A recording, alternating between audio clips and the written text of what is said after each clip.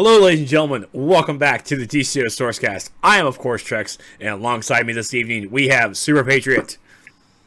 What's up, everybody? We got Trick Track. Hey. And we have Brittany.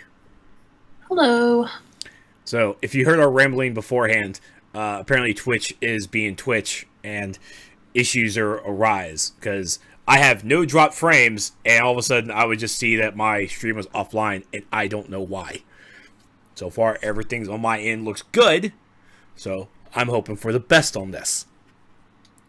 So, I can tell you right now, Soups and Brit and Trick are going to be doing a lot of the talking tonight, because my throat is right now really sore, and it's basically like I feel like I'm breathing fire.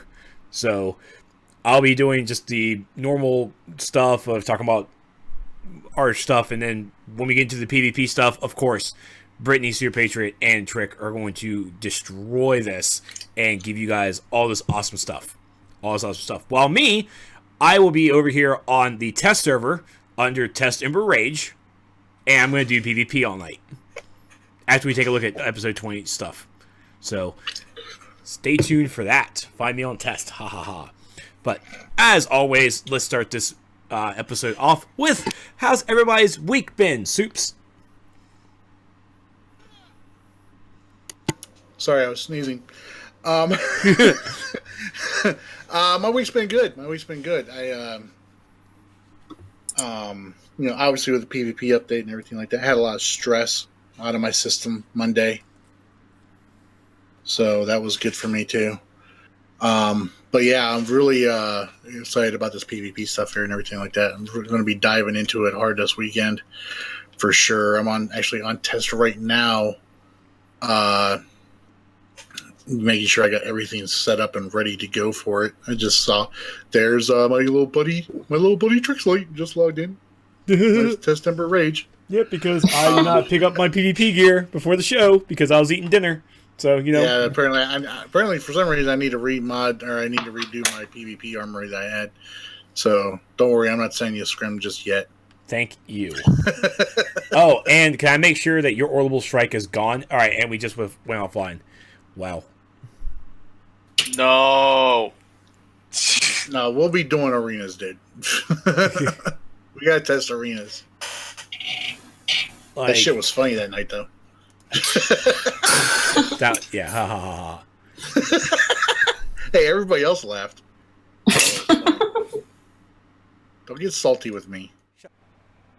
All right, guys, we're live again. And Brittany's been having Twitch issues all night as well. So if the stream does go down because Twitch is being Twitch, we're just gonna have to record offline, and I will try and get the episode out as fast as possible tonight.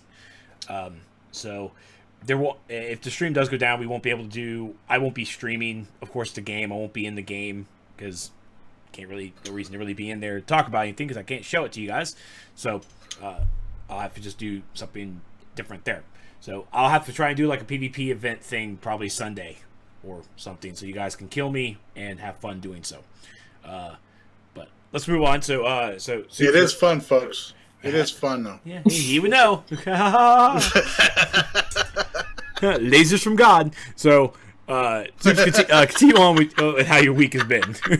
Like I said, I put out a video on my channel. It was a long time coming in me doing this video, but I put it out on Monday and felt good. It felt good getting it out, getting it on my system and everything like that. And then like the next day, freaking PvP update comes out, and I'm like, oh my god, it's like, so yeah, it was. I mean, getting the news for the PvP update and everything like that. It's been a good week. It's been a pretty good week.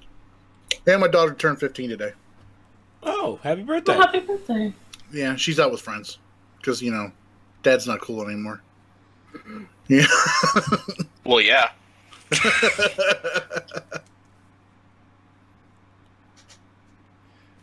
All right. So, Trick, how's your week been? It's been fantastic. Playing tons of games, and we already talked about but I haven't been playing. But There you go. yeah, it's been a good week. Lots of fun in my gaming world. So yeah. Britt, how about yourself? Mine's been good. Really happy about the PvP update, and then some other stuff going on in game, which was pretty fun. Sorry, Super Patriot. Yeah, that was messed up. It wasn't messed up. I didn't know if he was coming or not, and then he did But he was end up late. coming. But he was late. So I mean, automatically right there, it means you're late. You didn't show up on time, so you lose your spot. I will have But to agree late with night that. Trumps everybody else, though. It was Varn though. Yeah, I know. But yeah, I don't know. It's been alright.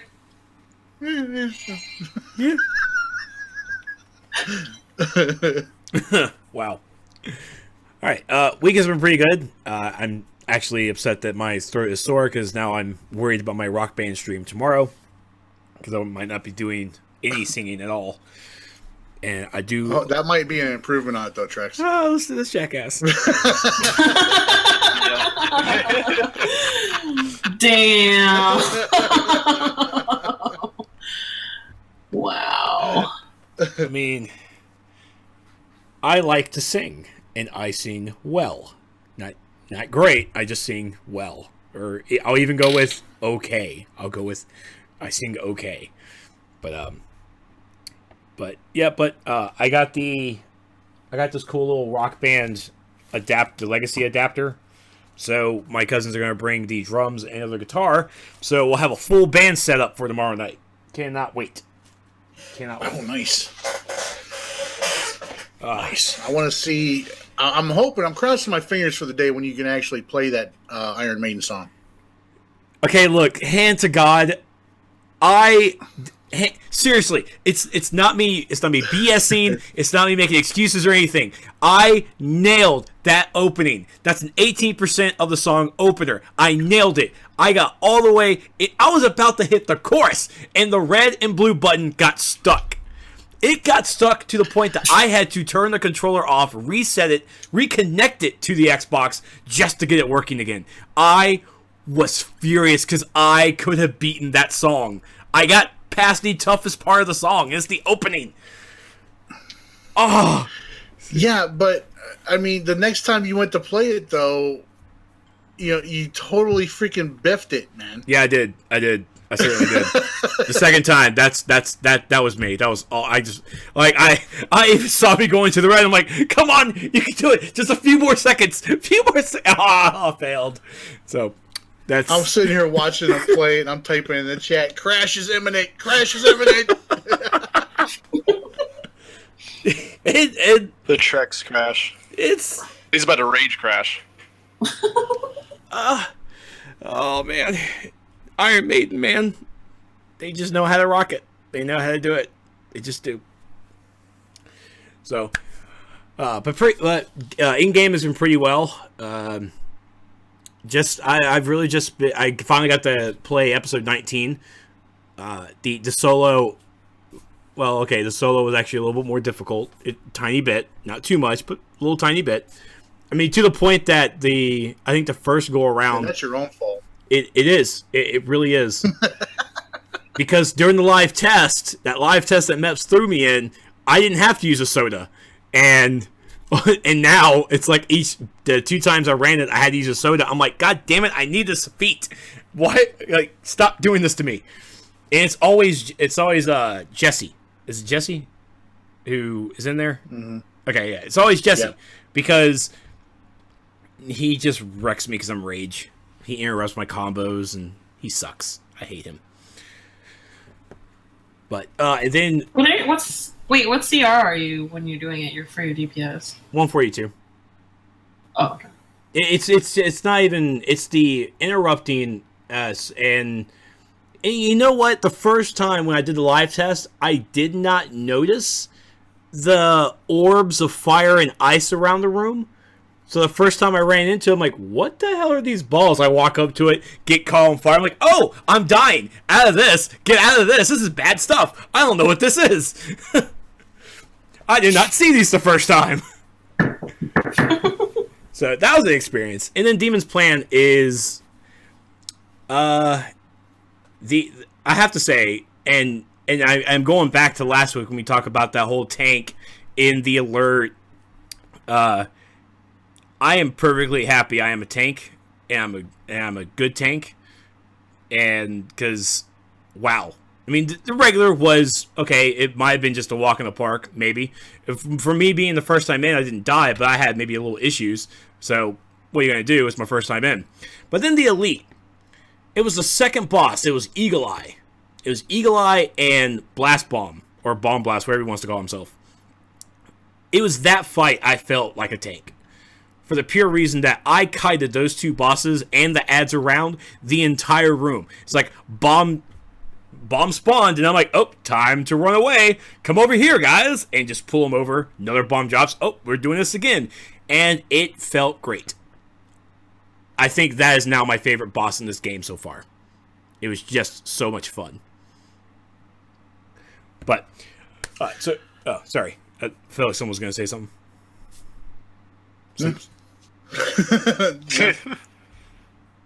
I heard a deep breath. I've been having a lot of fun with the alert too.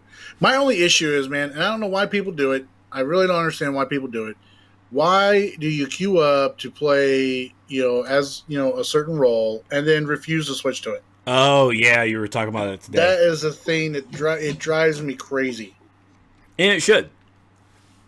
I think what you went through, I would have done the same thing. I honestly would have just sat there until they kicked me.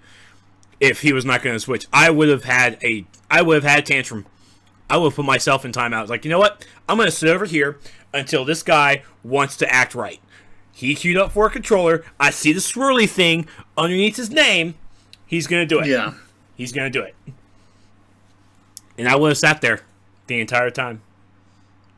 And even to make it worse, I would have moved up just to make sure I get boss loot. It's like, I'm here. I'm getting loot. But yeah, people, if you're going to queue up for an alert, especially a raid, and you're going to queue up as both a DPS and a controller, or a DPS or healer, or a DPS or tank, if you're going to choose your support role as well, understand that when you get into that group and you have those two chosen, you're going, and the group, if the group needs it, you are obligated. I don't care about your whole, it's like, it's my choice. I'm more of a DPS. Like, I don't care. If you want to be a DPS, you should have chosen DPS and just DPS. You didn't have to choose the other one. My thing is, if you don't have freaking controller gear, you shouldn't be able to queue up as a controller. I honestly don't even think, I think I would actually, now I want to put on my DPS gear and on my controller, put my DPS gear on and just like, let's see how it works. I'm just going to hit T. Let's see how it works. I think I can still get through it. It might be a struggle. Maybe. But I think it can be done. Just hit the little T. So I honestly don't even, I look at the DPS like, all right, look, we need this. Go ahead and hit that T. I don't have the gear. Hit the T. I don't care.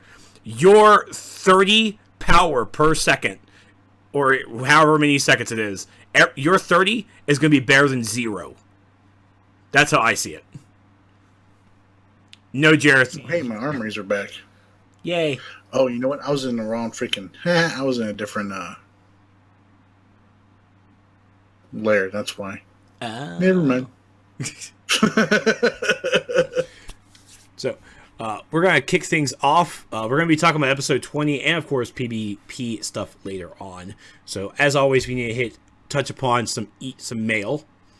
So, our first mail comes from the forums, because Jacob, he messes me. I'll take messages on the forums if you guys can email us. So, but if you guys do have a question or a suggestion you guys want to talk about, email us at dcuosourcecast@gmail.com, or you can just throw me an email on the forums. Trexlight, I'm there. Hashtag DCOPR guy. I'm running with it. I like that title. So, Jacob, wanted to bring this up.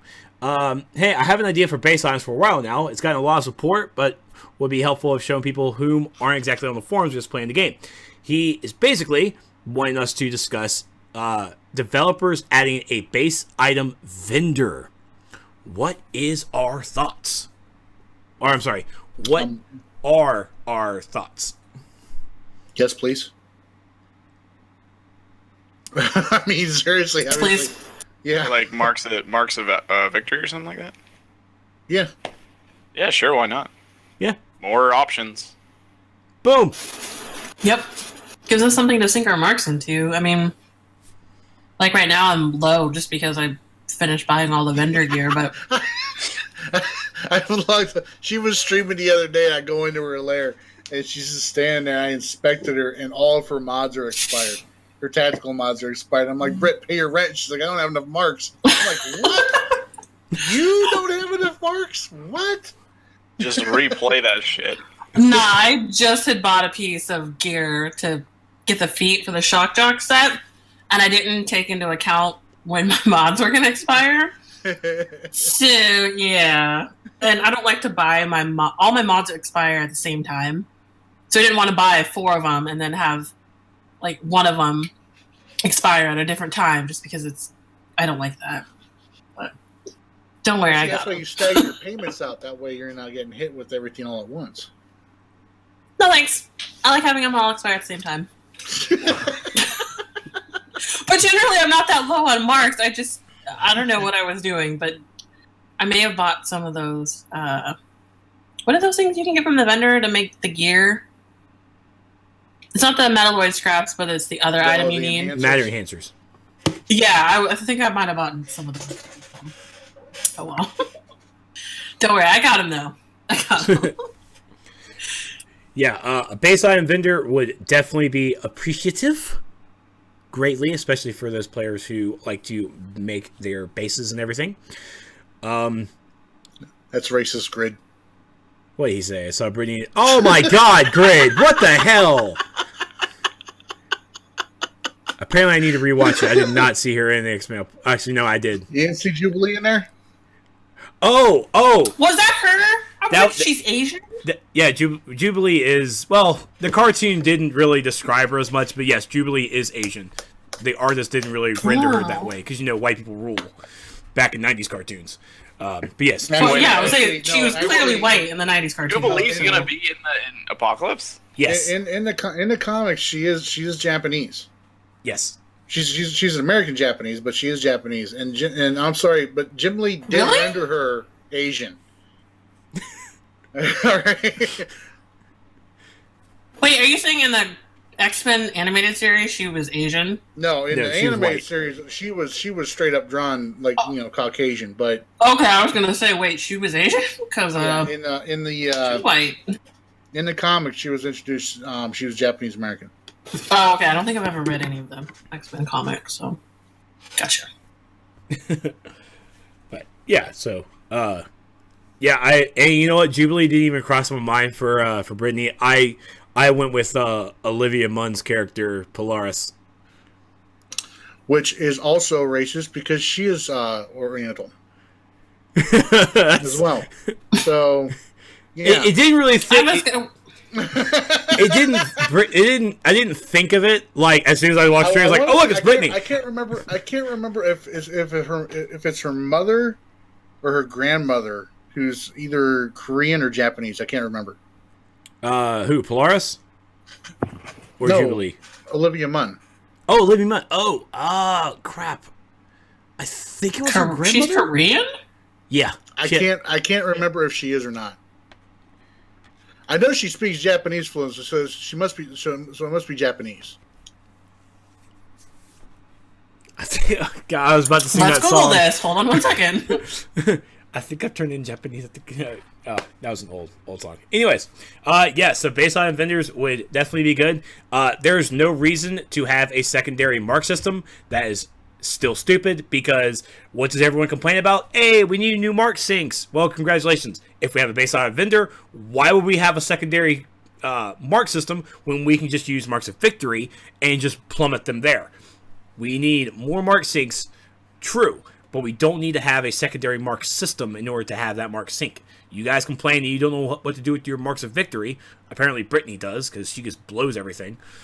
Oh, Psylocke, thank you. Raph. Wow. You need to rephrase that, sir. What? Her mom is Chinese. Her dad is American. Oh, that's what it is. But, yeah. I'm talking to Trex. Do you seriously, man, need to rephrase what you just said? What? Brittany plummeted all of her marks onto stuff? That's not what you said. Is that not what I said? I probably spoke too fast and my throat's killing me, so I don't know what I said.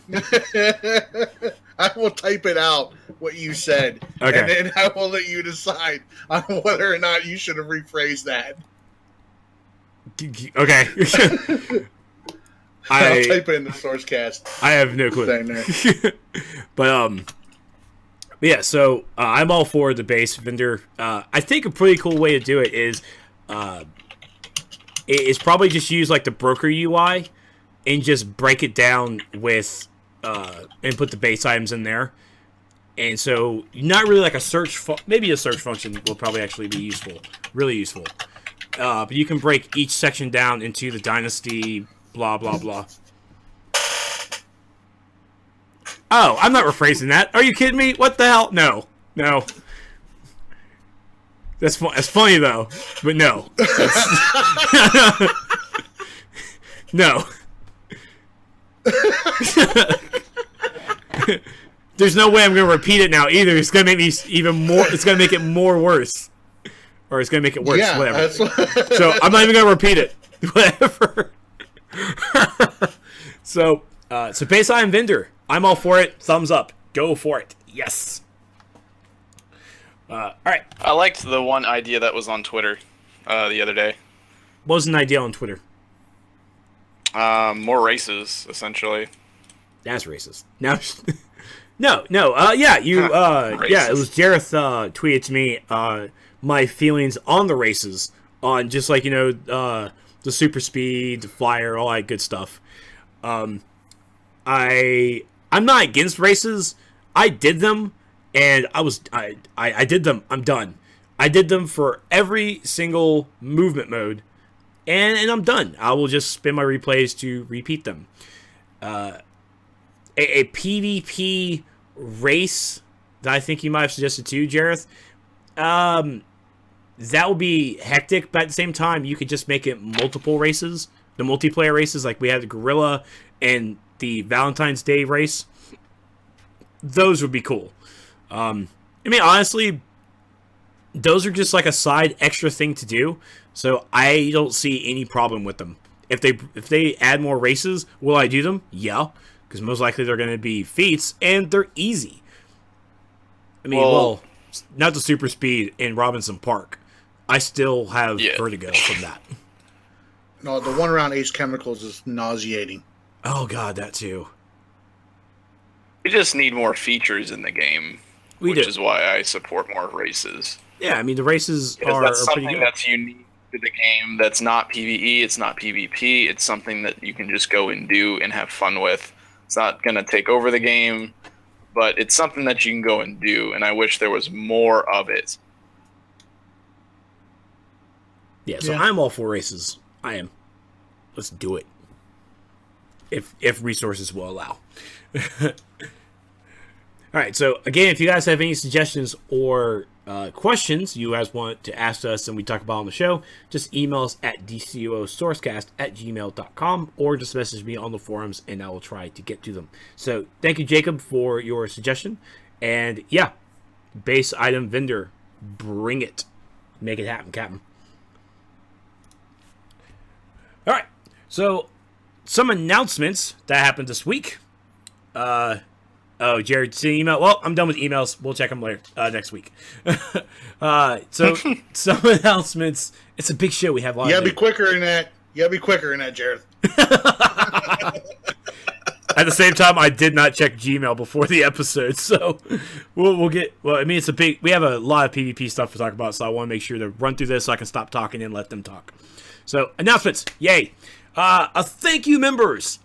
So, if you are a member on PC or PS4 or even PlayStation 3, you will have this cool little journal entry that you'll have to just, complete. And you will get the partially assimilated servo unit, a trinket that spawns a Brainiac servo. And it's cool. I have alts. I don't use my trinkets on alts, so sure enough, I have this cool pet now. Thank you. I'm okay with this.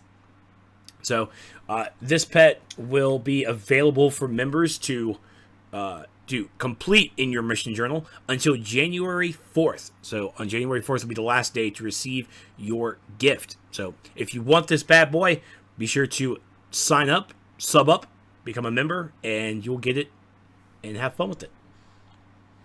Everyone enjoying their servo? I haven't really had much of a chance to mess around with him yet. But I have heard some of the dialogue from him, from other people running the content, and people have him activated and everything like that. It's funny. I ain't gonna lie. All right, and next up, this past Thursday was the episode 20 reveal live stream that just really wanted to throw it out real fast. Load screens spoil everything. Like, I mean, no. Talk about RNG though. Like, of all the load screens to get. That's just, RNG Jesus has that wrath. He has that wrath. So sure enough, episode 20, Necron has come. So we'll be Blackhand and Necron will be in the Metropolis battlefield in this cool 8-player operation. There is no elite. This is a regular raid. So, and I'm also not really sure why players are upset that this doesn't have an elite raid. Like, I get it. I didn't get that either. I think that they wanted, like, oh, it's Necron. This has to be, like, extra difficult. Yeah. Who cares? I mean, a lot of players can't even beat Blackest Day Elite at this point right now. So, I mean, I don't see the reason why it's lackluster that this Necron raid does not have an elite. But the thing is that I don't think they understand that the order of how the content was going to be released switched. So we got the elite raid in the first month, or the first episode, and the last episode just contains a regular raid. So this raid is equivalent to what Bombshells was, what NGN was. I mean, it's that type of raid. So I wouldn't pass off judgment just yet saying that, oh, it's going to be super easy. I don't highly doubt that. I don't think it's going to just be a cakewalk for everybody. But we're not getting an elite and a normal raid twice in the same cycle. So yeah, I mean, people. Yeah, like you said, people need to realize. All right, this is the actual way the schedule is supposed to be working. The way that it first got done when they first went to the monthly cycles and everything. It was off a little bit, and they had to do it that way because of just the way the gear progression was at the time. But now that everybody's now we're done with that first 3-month cycle. Now we're on the actual schedule of the way things are supposed to be. I think everybody wants this elite raid to be or everybody wants this raid to be elite because everybody likes getting elite gear and stuff. I mean that's Well, what's going to happen is people are going to run the first 2 bosses, even if it was elite. There aren't a lot of people that finish the elite raid. I'm sure even Blackest Day, if they could pull the numbers, you would see that the elite raid still isn't a thing that's being beaten every day. So all right. Now I really want to see the numbers behind that now. I would love to as well, but I don't know if we'll ever get that. It's like, hey, Meps, I got some brandy. Let's see some numbers. I feel like this final fight, though, I mean, I don't think that they would disappoint. I mean, isn't this the finale of the War of the Light series? This, ladies and gentlemen, storyline. Yes. Maybe that's why they thought they would have an elite version of it, because it's supposed to be the finale of that story. Maybe. Yeah. But I mean, it could still be a pretty epic finale without having an elite version of it. I guess I don't really see the difference. Yeah, now here's the thing though, is like, now if this ended in like a duo or an alert, there's justification to be upset. I would understand. Right, that would be a letdown. It's like, did I just beat Necron in a duo? Excuse me? Yeah. Like, we underplayed this so much. But and somehow subconsciously I just grabbed my red ring, I'm playing with it now. And I didn't even mean to pick it up. So I apparently, subconsciously, I am ready for this raid.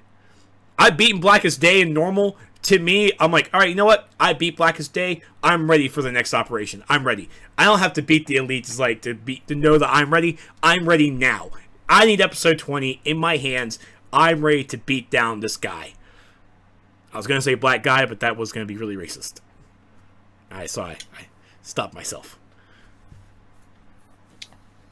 But look at him, he's so cool! Oh, yeah, with the scythe and... Oh. I also just finished reading the Green Lantern Star Trek crossover. Issue 6 finally came out this week, and that ended the miniseries. And Necron was in there too. Oh, it was so cool seeing my two newer worlds collide like that. I want it to be an ongoing series. Anyways, so...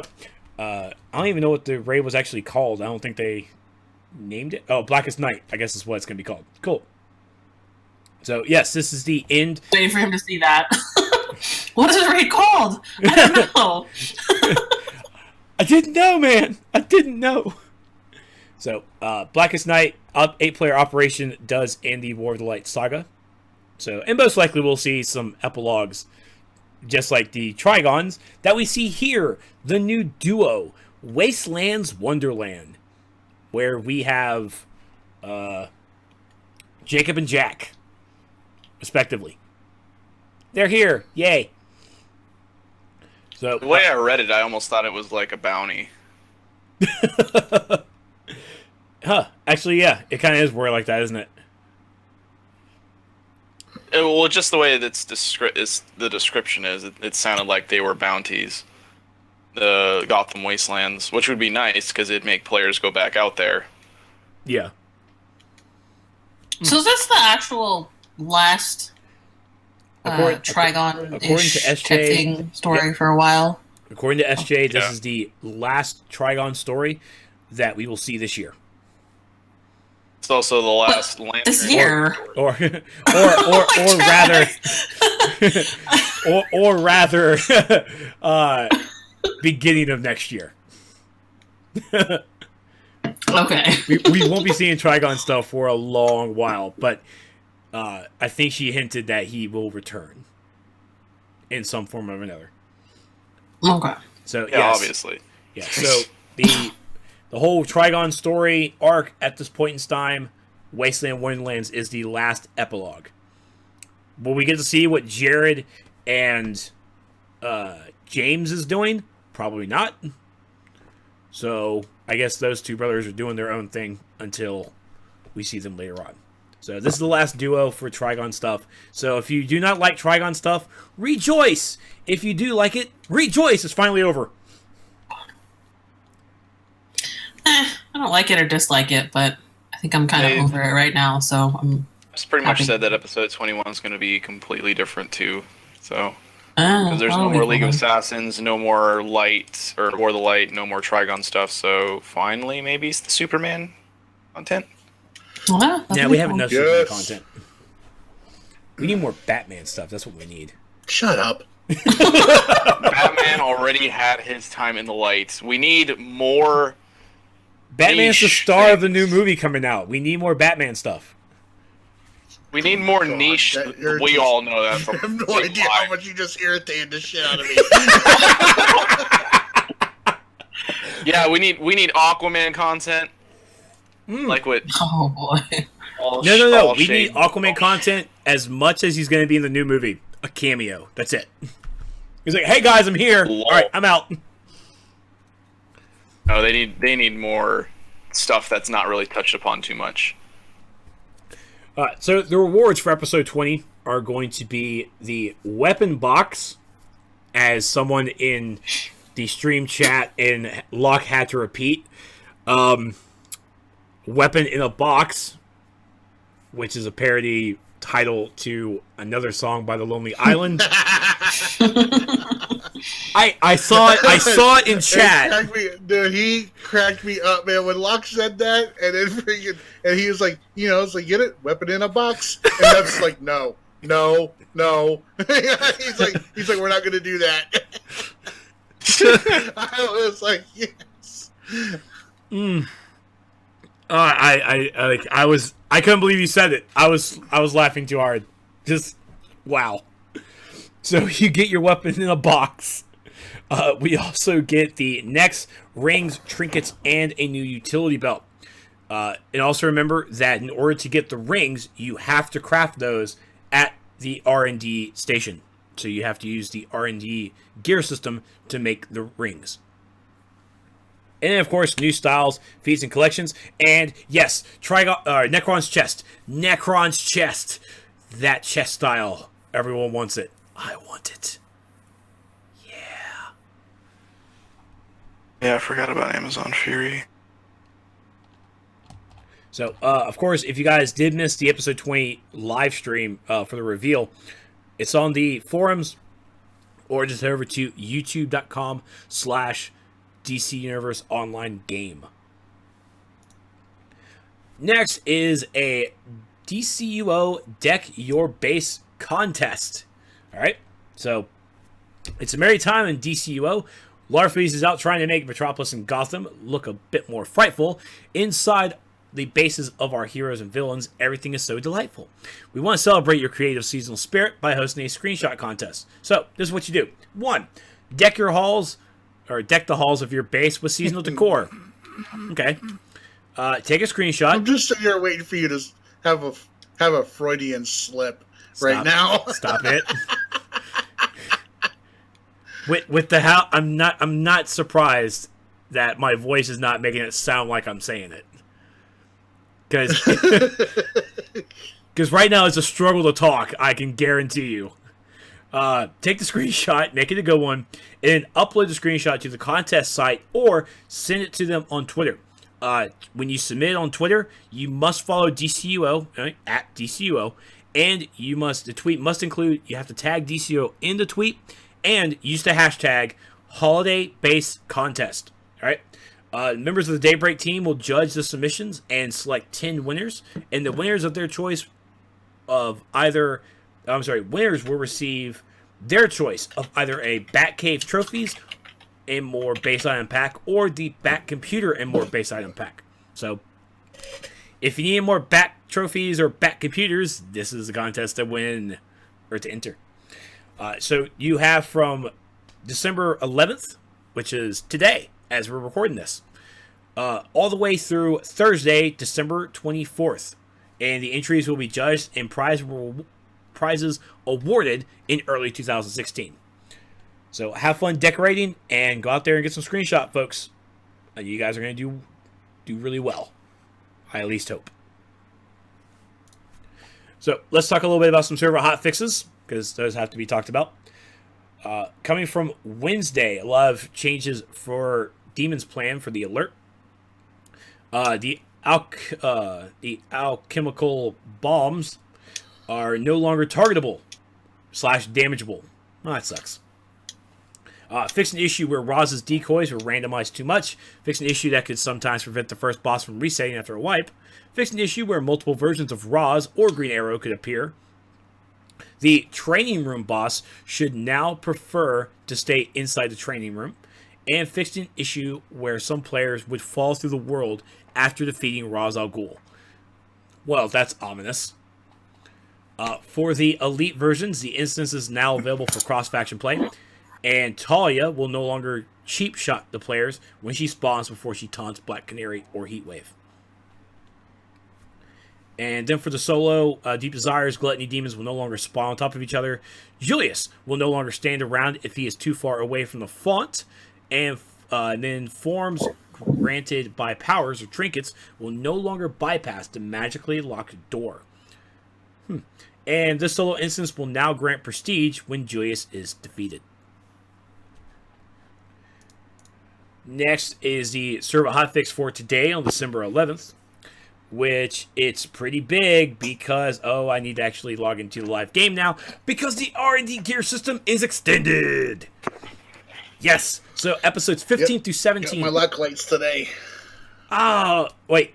So with the lock lights, the emblem, is it a picture of Locke? No. No. It's basically the same icon. I think the background color of the icon's different, a little bit different, but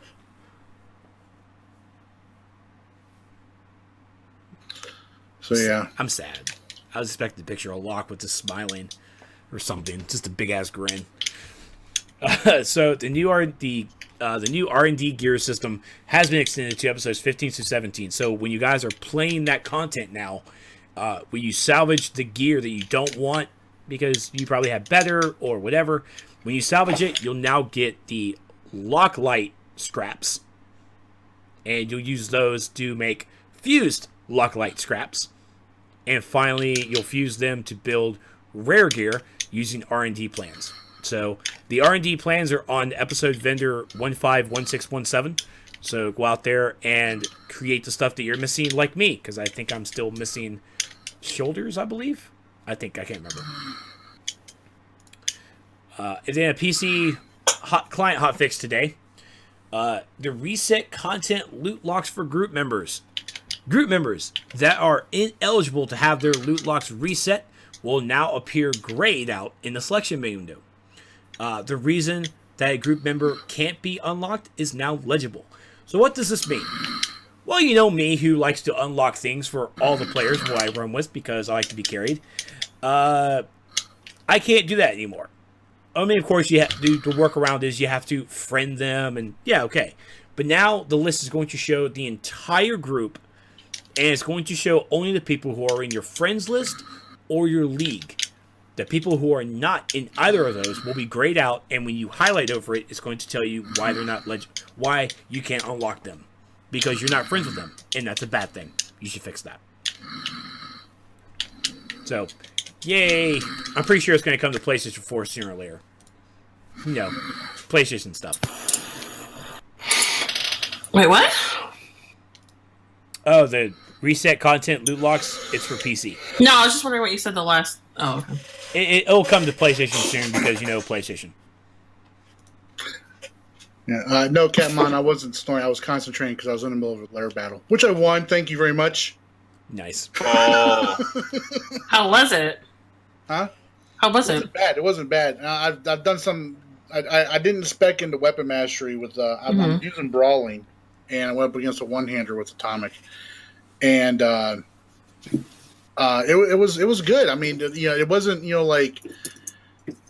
Even with me not specting the weapon mastery, I mean, I was hitting hard, but I wasn't like destroying him. Like it wasn't like a one shot, was it? Yeah, it wasn't. It wasn't like a one shot. Nice. One hander's definitely fixed because I think he tried flip slashing me a couple of times and it didn't work out for him. But yeah. I mean, it's fun again. It wasn't Nice.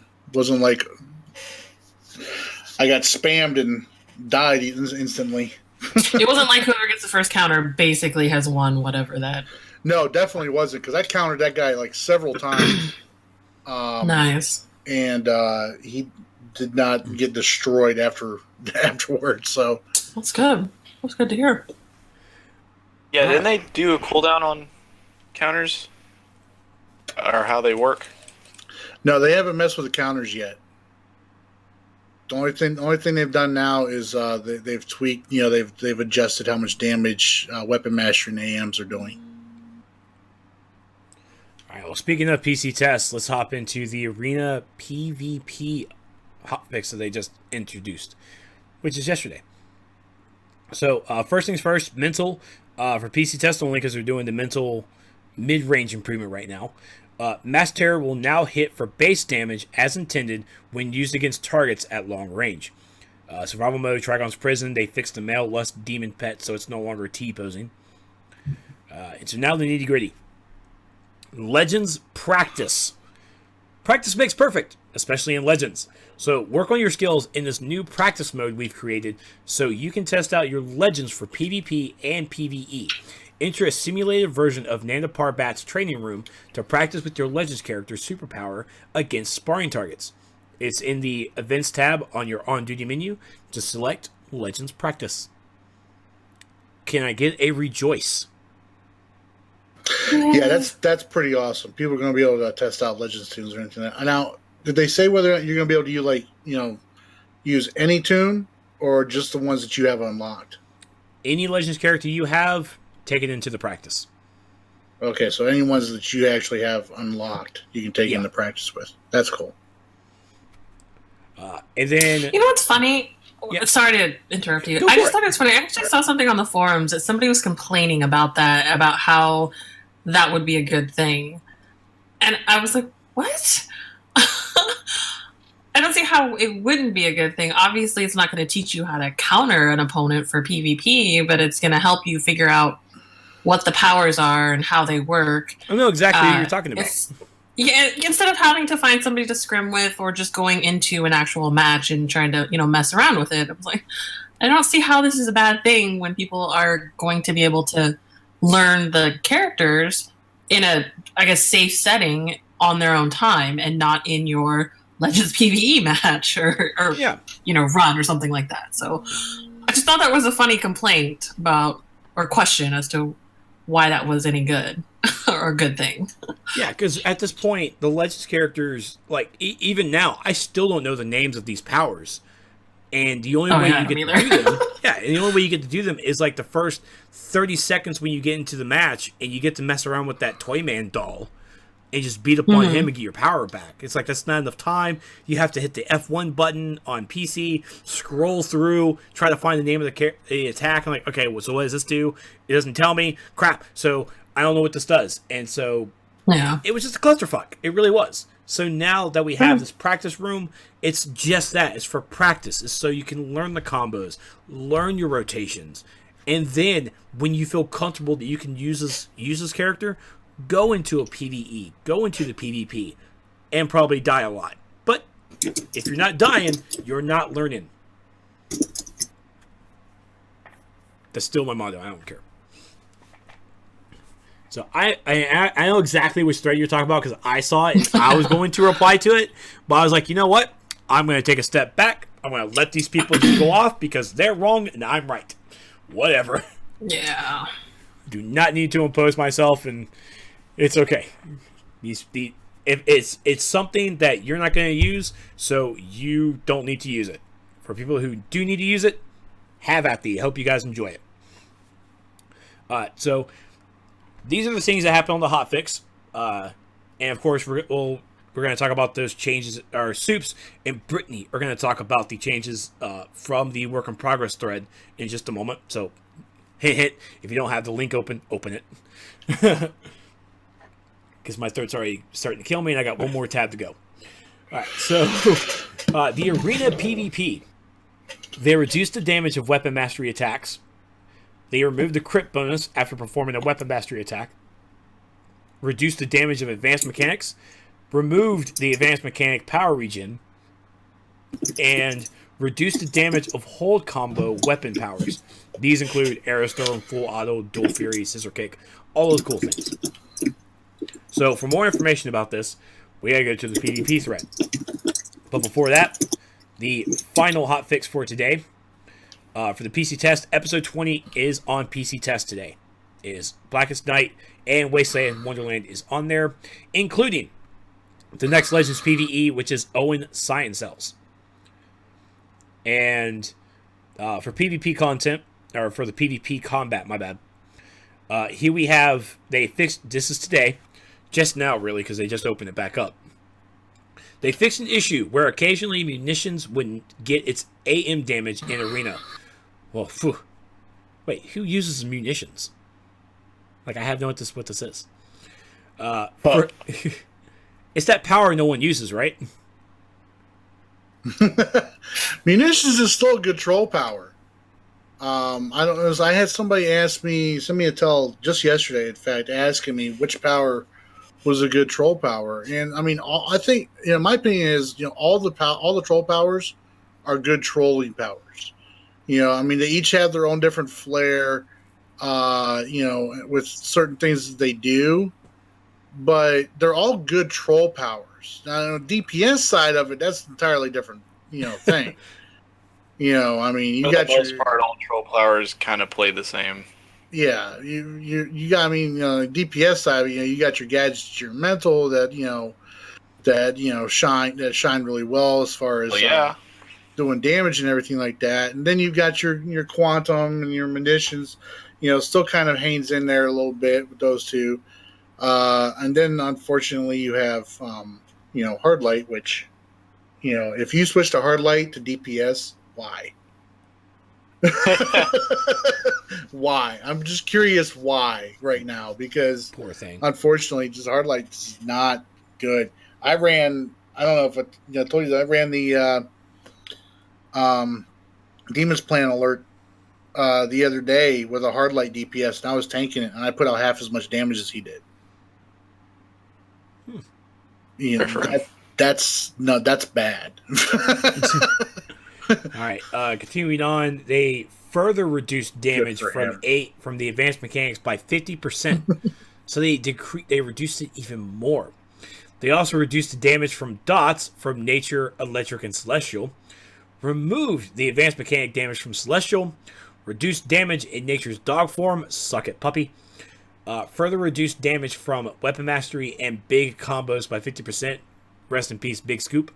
And fixed a few other nature abilities that didn't have the correct damage reduction in PvP. And then finally, go back to nature in PvP. Yeah, loved nature back in the day. And then finally, for mental, for the PC test only, as they're still working around the mid-range improvements. Grandeur. Oh my gosh! What's the matter? Are you okay? The thing you're about to read. Yes. Okay, let's read it here. No, screw that. Have at thee, man. Go read it. It's all you, Trick. Go for it. Activating Grandeur or using invisibility now puts you at maximum resonance, which is basically like using Distract and getting the full damage from EMP Pulse from gadgets, allowing you to use either Mass Levitation or Mass Terror for maximum effect. Note this temporary effect does not trigger power regeneration, which is fine, and that psychic resonance used from the trait is still necessary to trigger power regeneration. That's completely fine. That basically makes it to where you're going to want Grandeur in your loadout, so you can get, as mental, you're basically going to cast your 1, 2, 3, 4, your Mass Terror, then you're going to want to cast Grandeur, and then Mass Terror again. Yes, finally. Thank you. Let's also note this is the first time in a long time I've really heard him excited.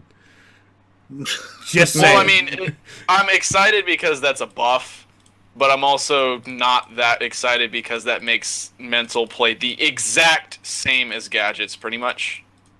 But isn't that what you wanted, though? I mean, I thought I remember hearing you say that you wish that mental played the same as gadgets. No, I think in general, I wish all powers at least somehow played differently. A lot of the classic powers feel very, very samey. It's the new powers that feel super different. Atomic does not play like anything like, any other power in the whole game. But fire and ice, they kind of feel the same. I mean, effects look different. Their tanking is completely different. But DPS side, no, they kind of feel the same. But not that damage, though. Oh, yeah. But that, I mean, like gadgets and mental, you look at them and you go like, what are you again? You only get the different color. Which is fine for now. At least it's working. We will come to a different thing at some point in the road. But this is good. This is good for mental players. All right, so continuing on, invisibility, pyrokinesis may no longer be loaded in the invisibility loadout tray. Mass hysteria, reduced supercharge cost to 50%. What was it originally at? 100? What? Mass Hysteria? Supercharged cost It was at 50. It's always been. Thought it's been 50. It's always used been to be 50. 100. No, it used to be 100. Unless it was a 75er, but you never see That would have been the only 75% supercharge in the game then. Yeah, like. All right, everybody's saying it's 100. Okay, so okay, and then to support Not like anyone who uses it. to support the new grandeur shortcut feature, damage contribution ratios have changed slightly. This means both mass terror and mass levitation cause a little less damage than before, and pyrokinesis now causes a little more damage.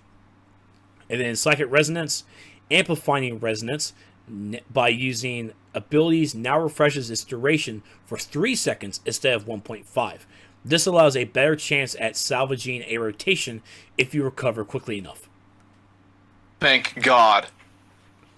I am Too many times I will be fighting something, and it's like, oh, I guess I didn't activate my power fast enough.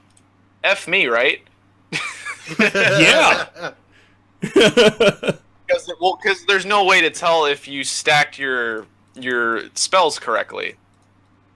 They need some kind of animation or buff, which it'll come in the new UI. Anyways, but this is great. This is good. Perfect. So, all right, ladies and gentlemen, I'm going to pass the mic over to Super Patriot, Brittany, and Trick Trek because they are the PvP experts in this show. I am just here to man the station and look pretty. And look damn good doing it. Well, Shut up, Super Patriot.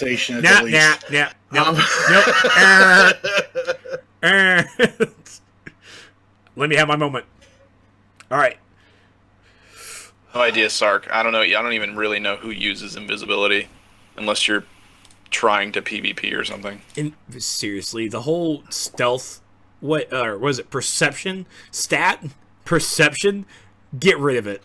Stealth doesn't work in DC Universe Online. No. If we all walked like normal speed, it would work. But we have the movement powers just ruin stealth. They might as well just get rid of stealth altogether, kind of. But it's like, don't worry, I'm gonna sneak over to the super speeder. Oh, he's gone. Well, I can't. Yeah, like there's just it works in PvP sometimes, but that's about it. So, ladies and gentlemen, I pass the controls over to Super Patriot, Brittany, and Trick Track to bring you an update on the arena PvP changes while I go get set up and try to do some PvP. Well, also try to do the duo as well, because I promised Meps. Or at least he asked me. So, all right, guys, it's all you. All right. Well, I mean, we basically went over the notes. It's like, what they're doing as far as, reducing the AMs and the weapon masteries damage potential and all that, plus removing the power back for advanced mechanics. So, I mean, I think those are all good things right there. One, because, that now trollers are going to have a job to do again in arenas as far as giving power out to everybody. But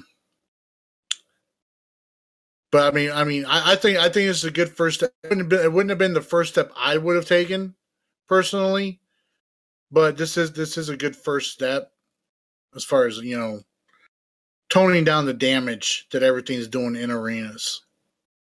Yep. At least I won't be able to walk into a battle zone and then die for some reason because someone happened to be at the end of their rotation. Right. I actually saw a Facebook post where someone thought they were cool.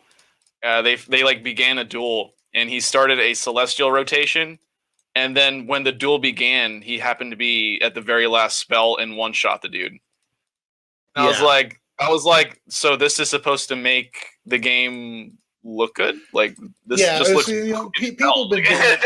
people have been doing that with duels, like even before all this nonsense, all the issues that we've been having. People have been doing that with duels, and I was like, I'm sorry, Ice when the game first launched and all that, and when we went to do our 1v1s with villains before dueling even came out, there was this thing called bowing or saluting your opponent before you started the fight. Because if you didn't, that was considered jumping them, and you were open game to everybody else jumping on you for doing that. So I don't understand why people don't respect the bow with dueling either by waiting for that countdown to finish. To say it's about setting everything up before it hits the go part, and then you just unleash because everything's set up. If you're ice, you're trying to get your ice armor. If you're mental, you're casting your power so you can get Mass Terra the very first second. Your gadgets, such and such. Every power it's dueling's broken until they fix that or do something about that as well. Well, I mean, I don't know what they could do to fix that without putting us in an instance and locking us up, to where we can't start fighting until the countdown goes off. Me personally, me personally, whenever I would run into somebody that would do crap like that, that was the last duel I fought them in. Win or lose, that was the last duel I fought them in. Most of the time, you end up winning because they've blown their entire freaking power bar out pre-buffing, and it's just that's one of my pet peeves when it comes to 1v1s, man. It's pre-buffing and all that stuff. I mean, come on. Ugh. But the weapons pass and everything like that they did with regular combos and all that was one of the big issues. I actually had a lot of people in the comments on my video that I posted announcing these changes. They were like, "Oh, you guys forgot about the non-weapon mastery combos. They're doing like extra damage and everything." Well, actually, they hadn't. It's just, I posted my video up like right after they announced it. They put the post on the forums, and they went back and added those to it. They had gone through a lot of the combos. A lot of them are freaking shield combos too that I'm looking at, which I don't know. Well, shut up, you rip. Okay, Miss Flip Slash.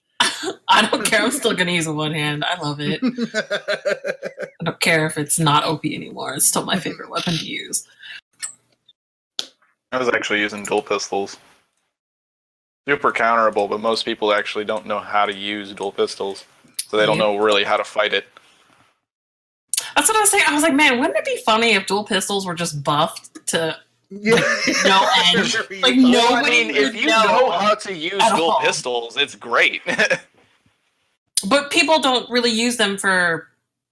I mean, anything. Well, they used to be used like a long time ago in PvP, but now they're not really used.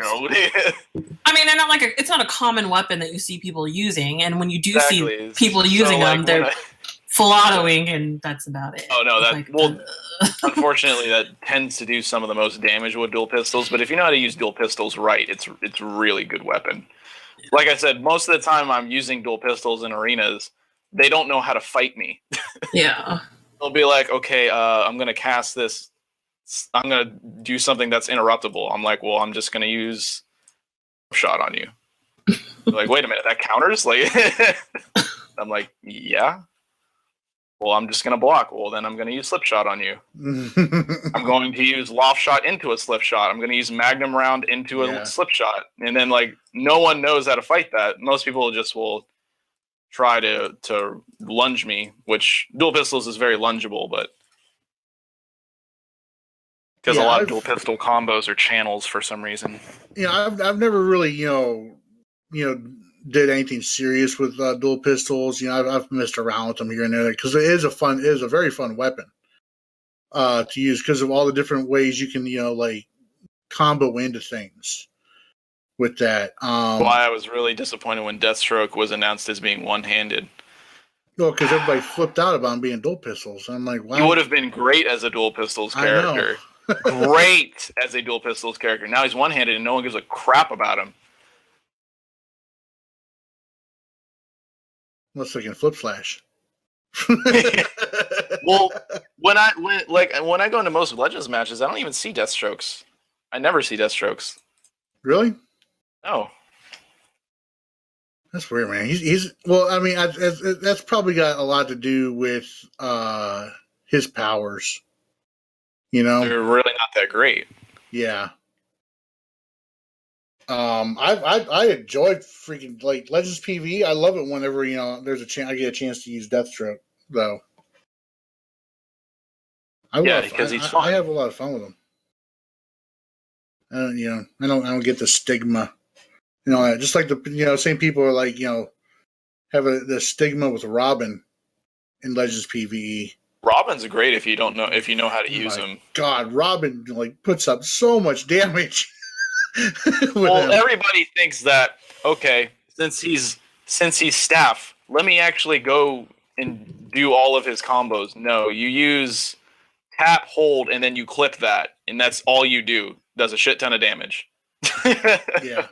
Don't use his full combo because it's too slow. Yeah. Tap, hold, that's it. And clip it with your powers. You will do a shit ton of damage. And then go into stealth and your backstab when you can, obviously. Yeah.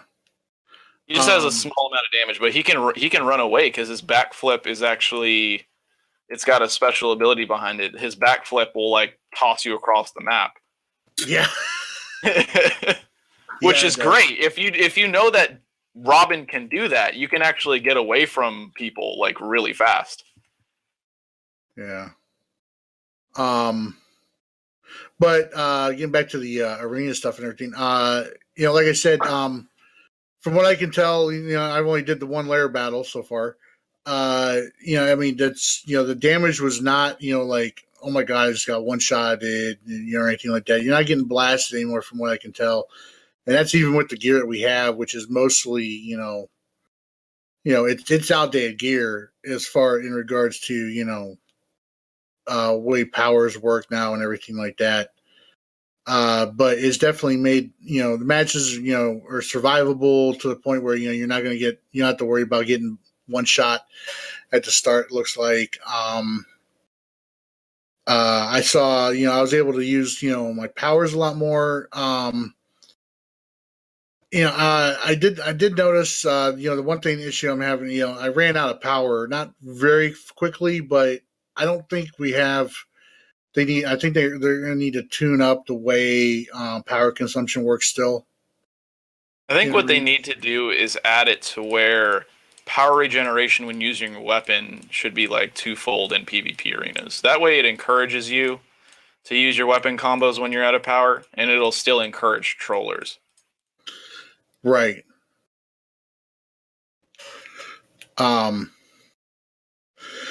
Well, I think trollers are going to be, highly more important now, anyways, because of the simple fact that AMs aren't going to be getting power back. And I'm curious if that includes nature bug form. If that's going to include that with their power back mechanic as well. It does. Nope's commented. Yeah, he replied to somebody's comment on that and said that good. They lose the AM as well. Good. And I did see here they reduced the damage from nature's dog form, which thank God. None of those more annoying, man. People cheesing like that. Yep.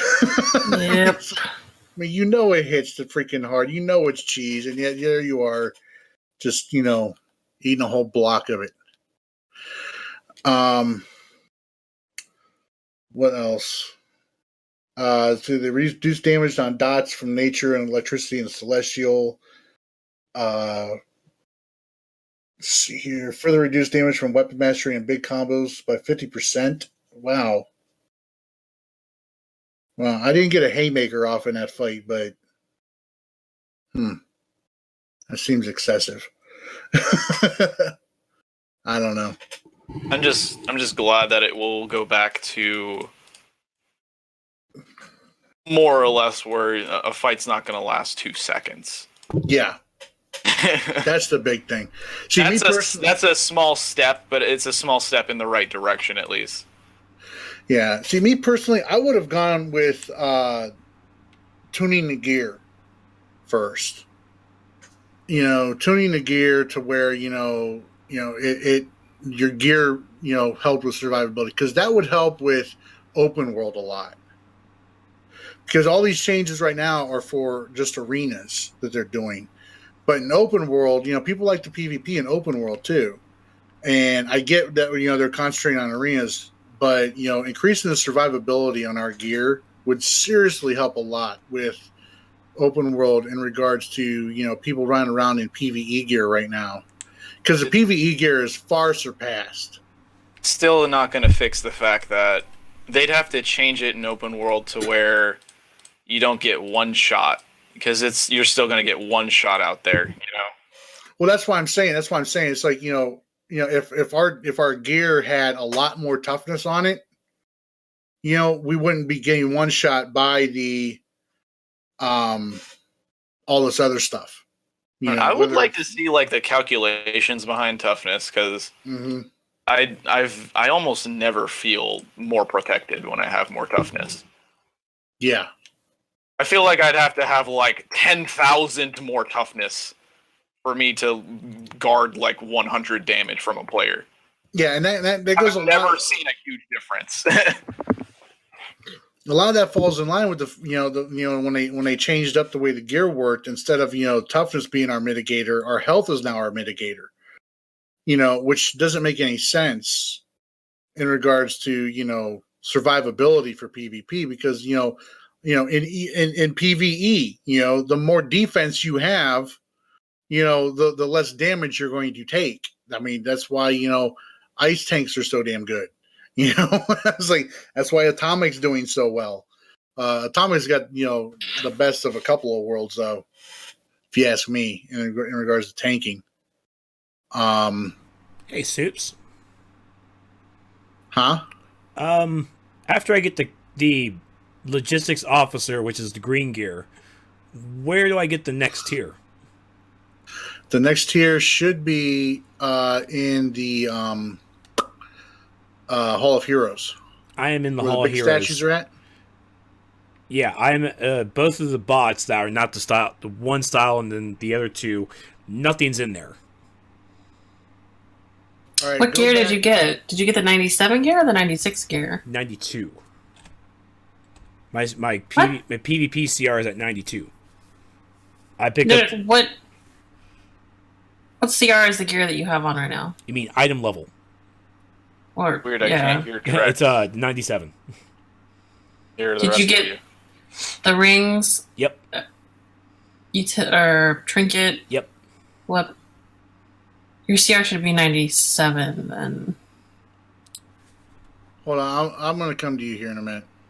You're missing something, because if your equipped CR is 92, you're missing something. Let me finish what I'm doing here, and I will be right there. What was I saying, though? Oh, the gear and everything. I mean, they changed that up to speed matches up to where because matches were taking so long because everybody's toughness was so high, and the damage was wasn't where it was needed to be at in order to keep the matches from being like super slow. So they switched it around. Now we got all this extra health, and just this little bit of toughness, and it's kind of counterintuitive now with the excessive amount of damage that everybody's doing. I wouldn't mind seeing like a number crunch in PvP, but I'm all for a number crunch across the whole game. But oh yeah, I think what PvP needs to do is we need to see, first off, everything needs to be fixed in terms of the gameplay. I'd like to see rock paper scissors come back, because that's going to encourage more rolls in PvP. Mm-hmm. You're not going to see a ton of DPSs anymore if they bring that back. We need to see... Honestly, I would like to see if they could possibly fix like PvP items, like with the PvP debuff grenades and stuff. If they're going to bring back RPS, just make them to where they're viable. Don't make them to where they're broken or anything like that. Right. But that would actually get some PvPers in the R&D stations as well. It would also possibly open up some more things to add to the R&D vendor plans, things like that. That's going to just add more PvP.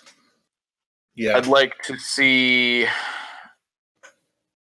Obviously, balance is the dream, but true balance is never going to happen. But balance, I feel like since you're PvPing a lot in their soups, does any power feel more harder to fight or easier to fight or anything like that?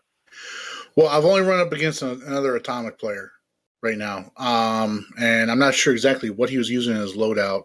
I'm pretty sure he was trying to use the AM, at least slightly, because he activated one of the things that does a heal. But he's got all 97 gear on.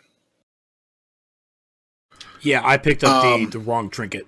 I got the right one. Aha. Yeah, I don't know why they have the they have the cash level 10 trinket in there as well as the 96 trinket. Oh. Yeah.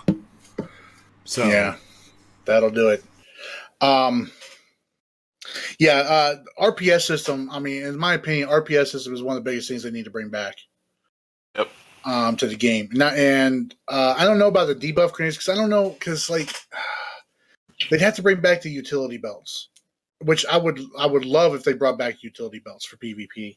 But then you gotta look at what are we going to be able to put in those utility belts. I mean, is it just consumables, like debuff grenades, PI appliers, like dazing devices and stuff like that. Or will we, are they looking at possibly, letting us, use home turf stuff again? Personally, never home turf again. Personally, I don't ever want to see backup and sidekick in arenas again. But orbitals and supply drops, they did have their place, at one time. No, I never want to see supplies and orbitals again, because orbitals and supplies, you just happen to have your cooldown or you saved it and it could turn the tide of a battle, and I felt that was a little cheap. Instead of having it based on skill, it was based on if you had your trinket, and I feel like a fight should never be determined up to a trinket.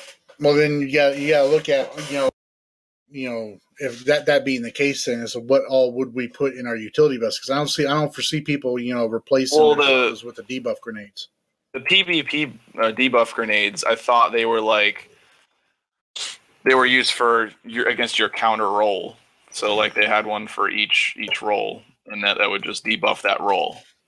Well, wouldn't it be better if they just brought back the movement mode debuffs then? And yeah, that's what I was about ready to say. Yeah, I think it'd be better if they brought back the movement debuffs than to have the debuff grenades in there. Well, I always felt that the movement mode debuffs were just better for DPS. You sacrificed incremental powers in your loadout to have a debuff against a roll that you were obviously not going to be good against, because DPS was in the middle.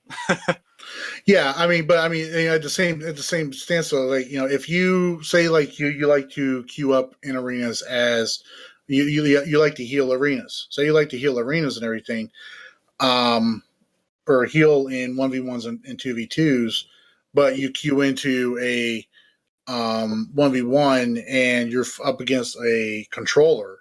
So right there, you're against your opposing role. You could use a movement debuff on that controller to at least take away, his POT, take away, any shielding he might be using and stuff like that. So that, you're taking away some of the advantage he has over you.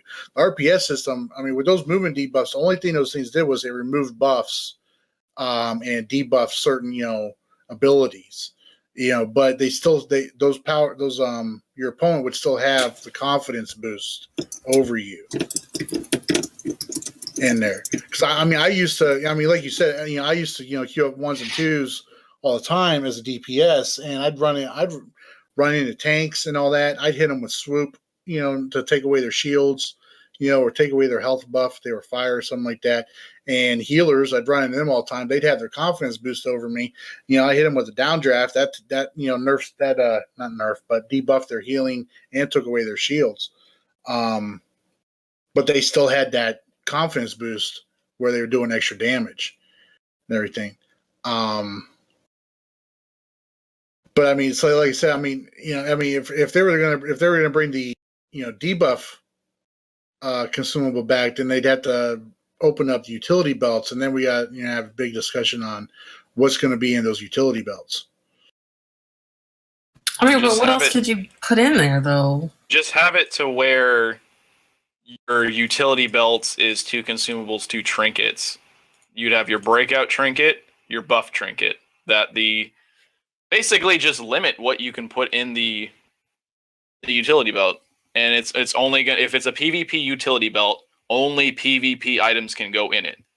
For instance, in the vendor, they can start selling, obviously, the breakout trinket, a buff trinket, which will buff your different rolls, or if you're a tank, you get a little more defense, or control resistance, or something like that. As a troller, you get a little more vitality, or you get an instant power boost, or something that is role specific.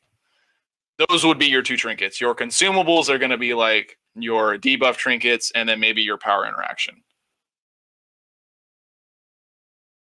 I could get behind that. I've always been, I mean, that was one thing I actually did propose a while back. Was give a meaning to crafting these power interaction items. No one uses them. I mean, nobody really uses them anymore especially PvE. No one uses them anymore. Give them a reason to craft them. You know what I'm saying? So, dang, I've got like 4 stacks of electrostatic discharge. Consumables, like 4 full stacks of them still. For some reason, they were great back in the day. Yeah. Oh yeah. They did.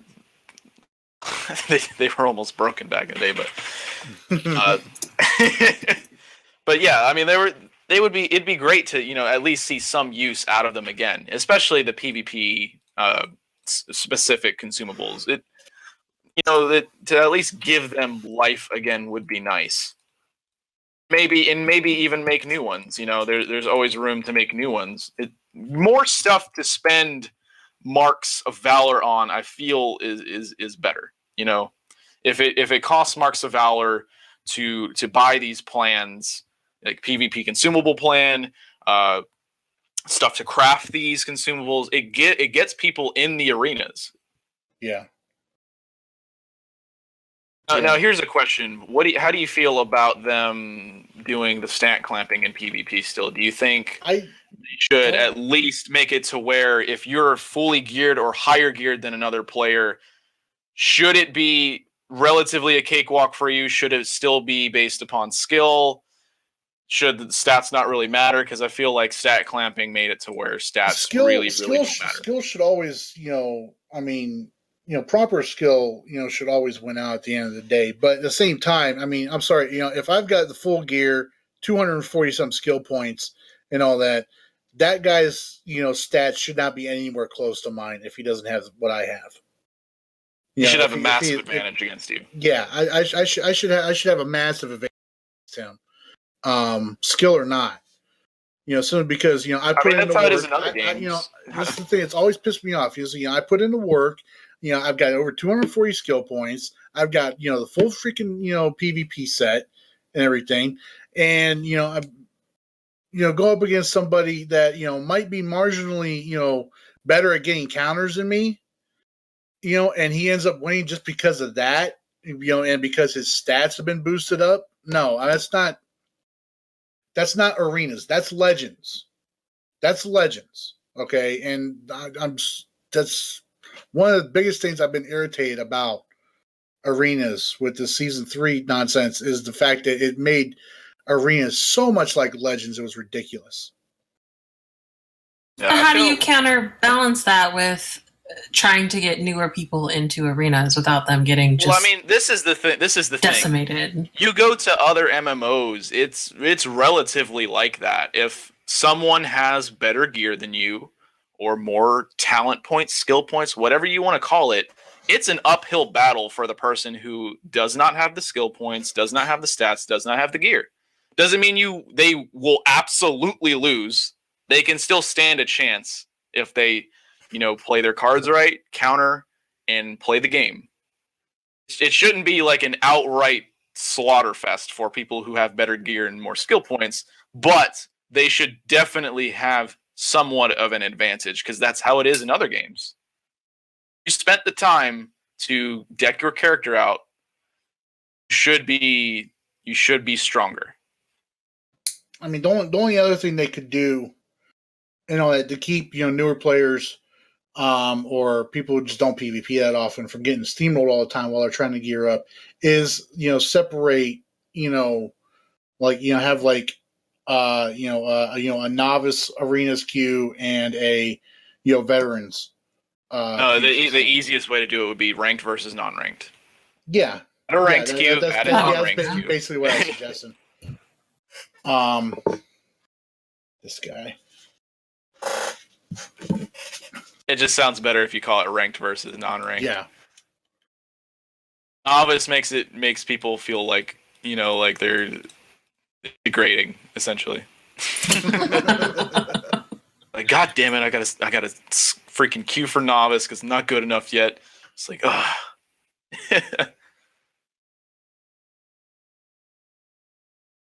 Just call it ranked versus non-ranked.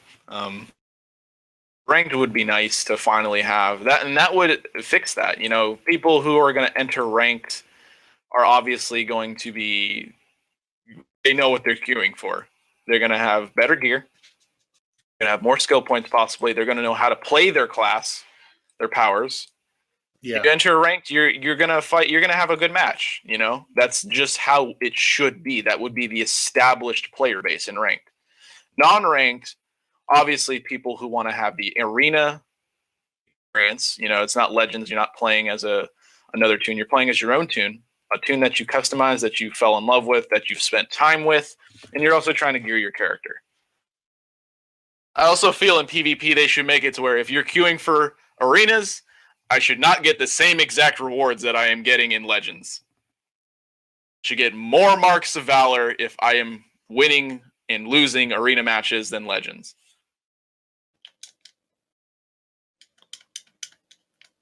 That's what arenas is for. You're trying to get gear for your PvP.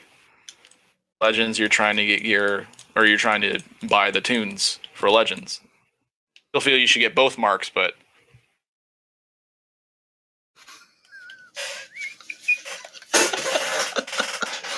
are you streaming this right now, Trex? Trex? Oh, Trex, okay. What are you doing, Trex? Oh. Yeah, how do you guys feel about that? Like what I just said, with the marks. Yeah, I've always considered, You also need to scale them. Please, for the love of God, scale them. I've always considered Legends though to be, that's how you learn. That's where you went to learn the PvP. Yeah, but that's where you went to learn the counters and the.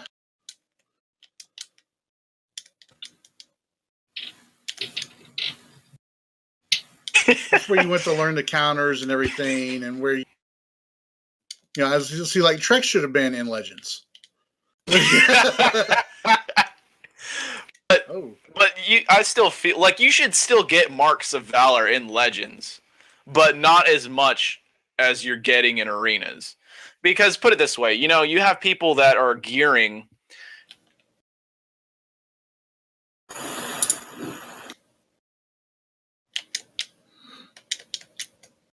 Gonna go to Legends. Why would they queue for arenas over Legends?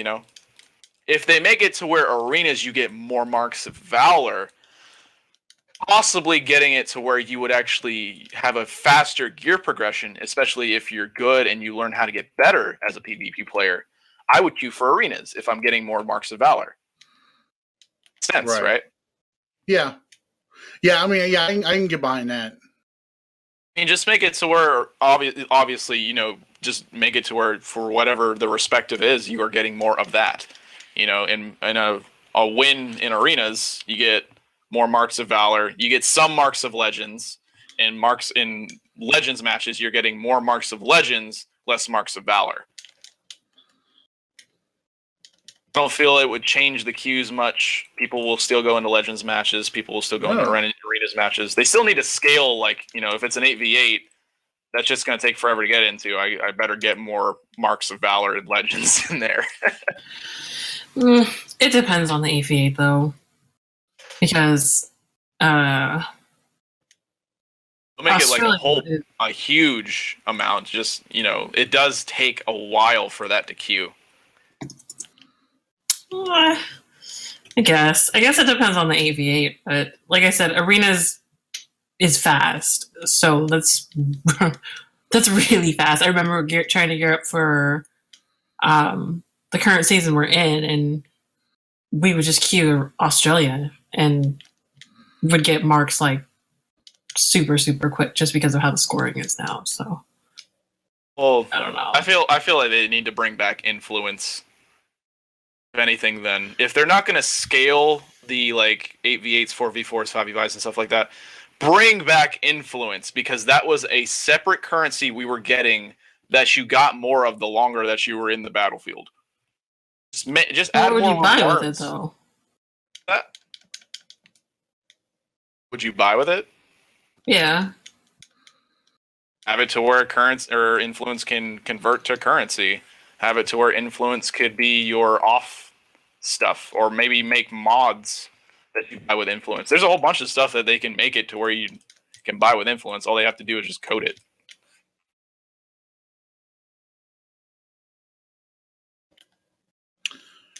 So I don't know. I think at the beginning of each season they should definitely have at least a cash gear set, so that people that are coming back or have been gone for like an excessive amount of time, they've got a starter gear to start off at. I mean, like they did before with season 2. I mean, they did that with season 2. There was no problem. But this time around, they decided to do away with the cash gear set and make people buff people up to where. Yeah, but this whole progress for getting your gear is really confusing. If you don't know what to do, you're going to have no idea where to spend your marks on for your PvP gear. Like, there's no indicator, no nothing to tell you where to go to get your gear. Like, after you get all the 97 gear, then where do you go? What do you do? They need to reorganize it to where... Yeah, because having to go back and forth, or not back and forth, but just having to go... You go to the tier 1 vendor, I guess it's the tier 1 vendor. That's where you get your first set, and then you have to go to the Hall of Heroes to get the rest of your set. But how are you going to know that? I mean, as a new player trying to PvP, how are you going to know where to get that gear? It's... They actually need to do that with a lot of things. I feel like they need to reorganize a lot of it. Even PvE as well. It's still a little... I feel like as a new player, it'd be confusing. Like, you enter tier 4, where do I buy my tier 4 gear? The magic wing. Why? Yeah. It would be nice that once you hit like a CR, it would give you just a little indicator or like a little mission or something that would pop up. A mission would be nice to be like, go here. Go talk to this. Yeah. That seems like that could be a nice, like, easy... Well, I don't know, easy, but maybe a temporary fix until... I don't know if they're going to... I mean, like, relatively... I don't know how it is in the hero side, but villain side, once you hit a certain tier, all of the gear is in one little corner for you. What do you mean, for, like, PvP?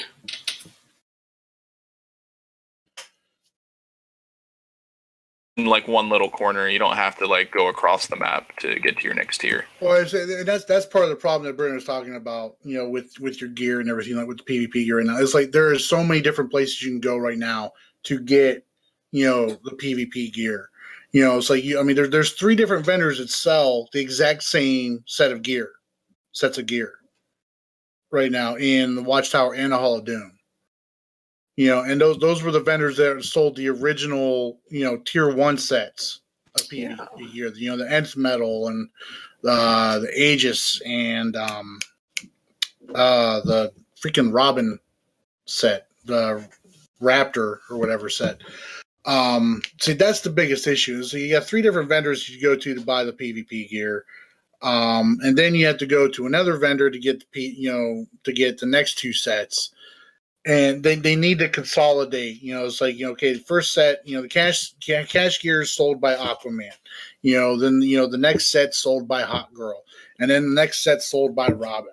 And it needs to all be in a similar area. That way, you don't have to go across the dang Doom or the Watchtower. Right, and also they need to add too, to let people know that, once you complete this set and all that, okay, you've completed this set. Now go speak to, Hot Girl, to, start, earning, start, purchasing your next set of gear.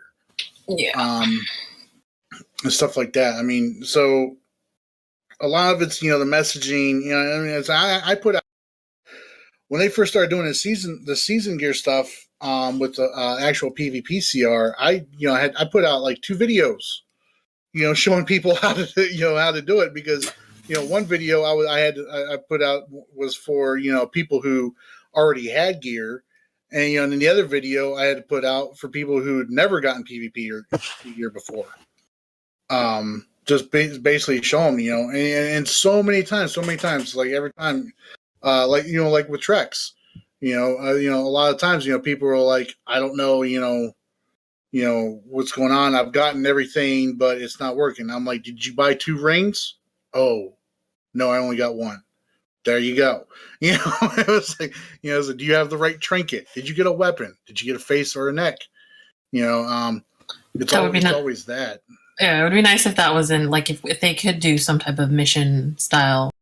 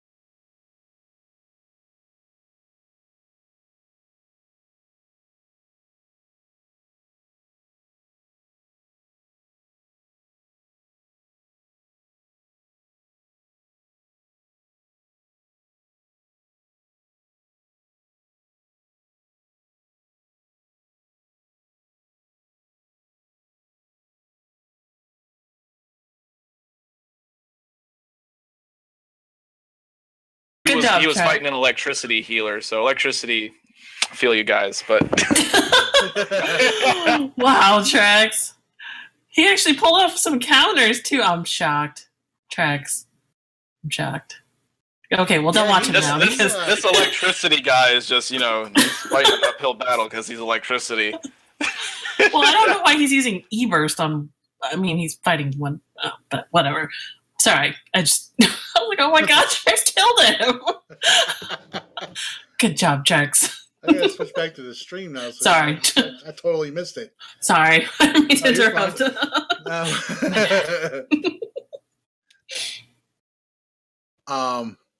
Well, Trex, yeah, I mean, he was doing better against me in there too. So I was like, oh, he's compensating.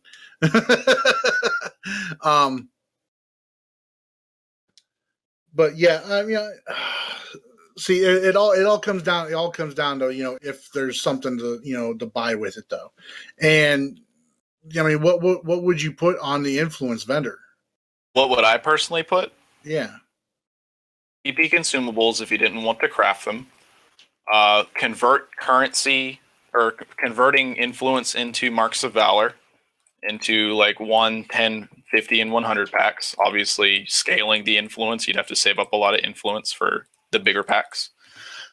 Maybe tokens of prestige, tokens of merit, maybe styles that you could either earn with influence or earn with marks of valor.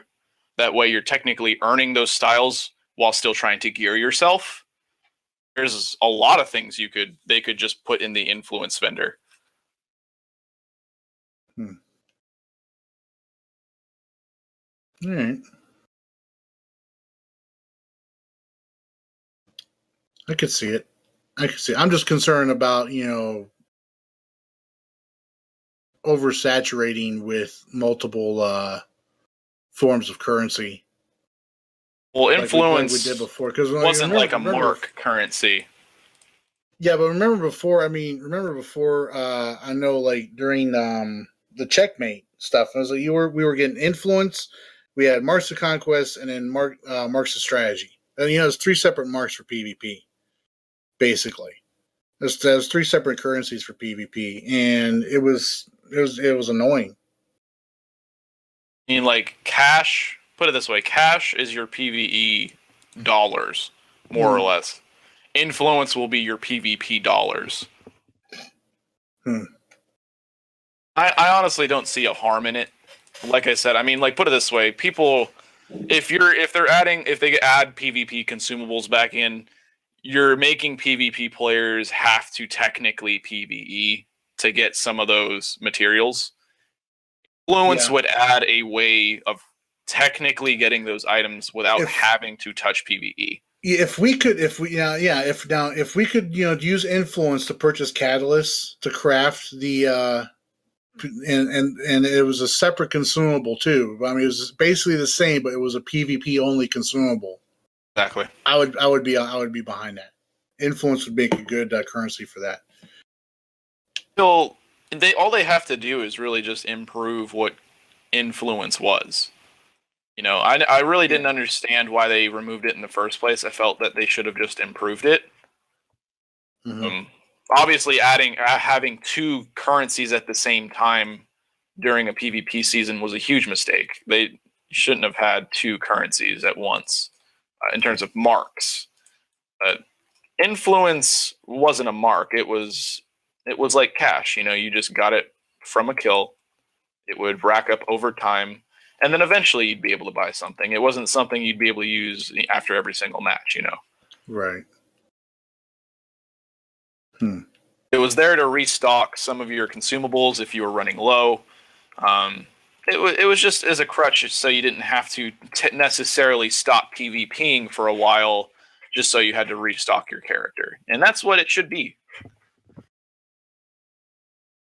Yeah, I can see that. I can get behind that.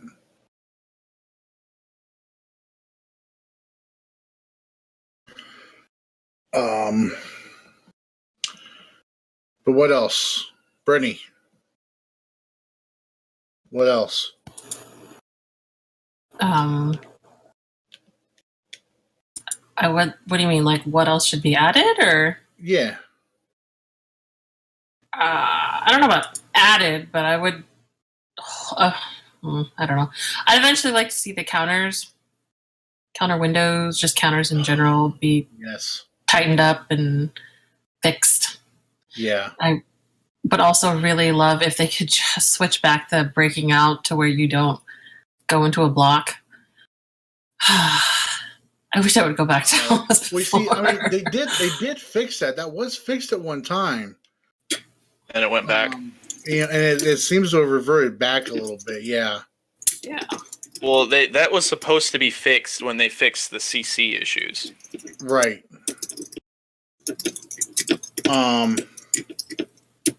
And yeah, I think it may have gone back. I mean, I've had that happen. Not. I mean, granted in PvE, but I've had that happen a couple of times. Yeah, I have too. I'm trying to break out of a CC effect or a stun or something like that. Next thing I know, I got block broken. I'm like, come on. Yeah. I think with the adjustments to the damn Weapon Master AM regular combo damage, if they could bring RPS back, the movement mode debuffs, and tighten up counters, I think that PvP would be really, really good. Obviously, it's not going to be, 2012, 2013, the first part of 2014 PvP, but I'm okay with that. It will still be fun. Yeah. I mean, very fun, and I think very close to what everybody was imagining PvP with the changes that the game has made. So I hope that these are things besides just the damage changes. These other things will be looked at and considered for future PvP updates. Gear, adjustments to the gear, and RPS system with some movement debuffs coming back. Those are the two biggest things in my mind. Yeah. That at the core, at the base of it, that need to come back. And then they need to look at other stuff, like counter windows, and down the line, stuff like if they list, have our utility belts back, which I personally think would be awesome. Adding PvP equivalents of our buff trinkets and that would be neat. The consumables and everything. So long as the chronometric emitter is not one of them, Brittany. Oh my god, that you annoyed the shit out of me that match. You guys, that was so freaking annoying. Vagrant, me and my league, right? We're trying to get back into fives, right? So we're doing some friendly scrims against people and all that. Win or lose and all that. We were just trying to get ourselves back in the groove, right? So Brittany's like, yeah, we'll get a fives group, blah, blah, blah. We go in there. They are blowing chronometric emitters like they were on sale. So we're constantly getting, it's like, oh, I'm stunned. Oh, I'm stunned. Oh, I'm stunned. I'm like, come on.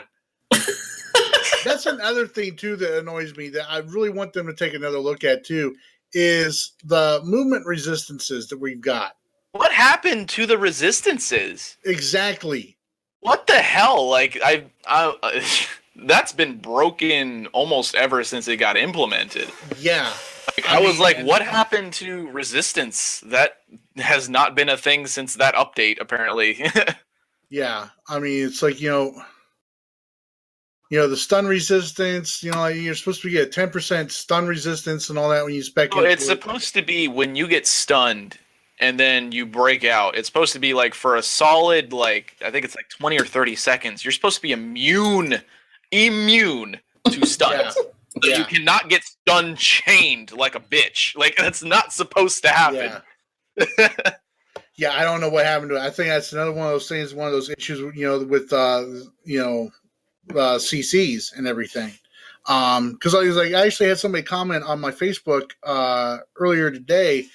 They were talking about how DPSs have too much dominance, and the stuns are ridiculous, and I had to, tell the guy, I was like, dominance really doesn't play an effect in PvP at all in regards to stuns like that. And he's like, well, what, he's like, whatever you think, man. And, it's like, they're stunning all over the place. I'm not, and I told him, I'm not saying there's not an issue with that.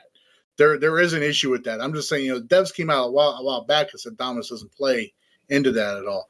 But you're right. I mean, we used to be able to get like a stun immunity once we broke out. We used to get that. Not to mention the fact, like I was saying, in your movement trees, you get, there's, a stun resistance and restraint resistance where you're supposed to get 10% buff, increase to your stat of, being not to get stunned or being encased or rooted and everything. And it's not there. It's like, it's almost pointless. I mean, I still spec into it because I'm hoping one day, I'll see the benefit. I've seen it once or twice. Like, what update was that? That was like game update 40 something where they fixed CCs, quote unquote. They added the resistances and stuff like that. That was back when people used to freaking one-handed pulse beam everybody to bejesus out people in arenas. That was one of the things that got me to stop doing arenas altogether for a while, was because of the one-handed pulse beam. They flip slash into that one-handed pulse beam with weapon mastery, and there was no breaking out of it. There was no breaking out. There was one time I even broke out of it, and I got block broken. That's how ridiculously stupid it was, and they did fix that. Mental's stuns was another thing too. You used to be able to get stun locked by mental, because of this the CC issues that were going on. But anymore, now, it's not as bad back then, but it's definitely gotten a little bit worse. And I don't know if it's just, because of the advanced mechanics that have been brought into the game, the changes to those and whatnot, or if it's just something that's gradually been breaking down since they fixed it. I don't know. I just don't know. Then obviously when everything is said and done, fixed, or RPS is back, we have, PvP consumables that are worth a damn. A utility trinket is in PvP and is actually not overpowered. Everything is semi-balanced and working to where PvP is fun.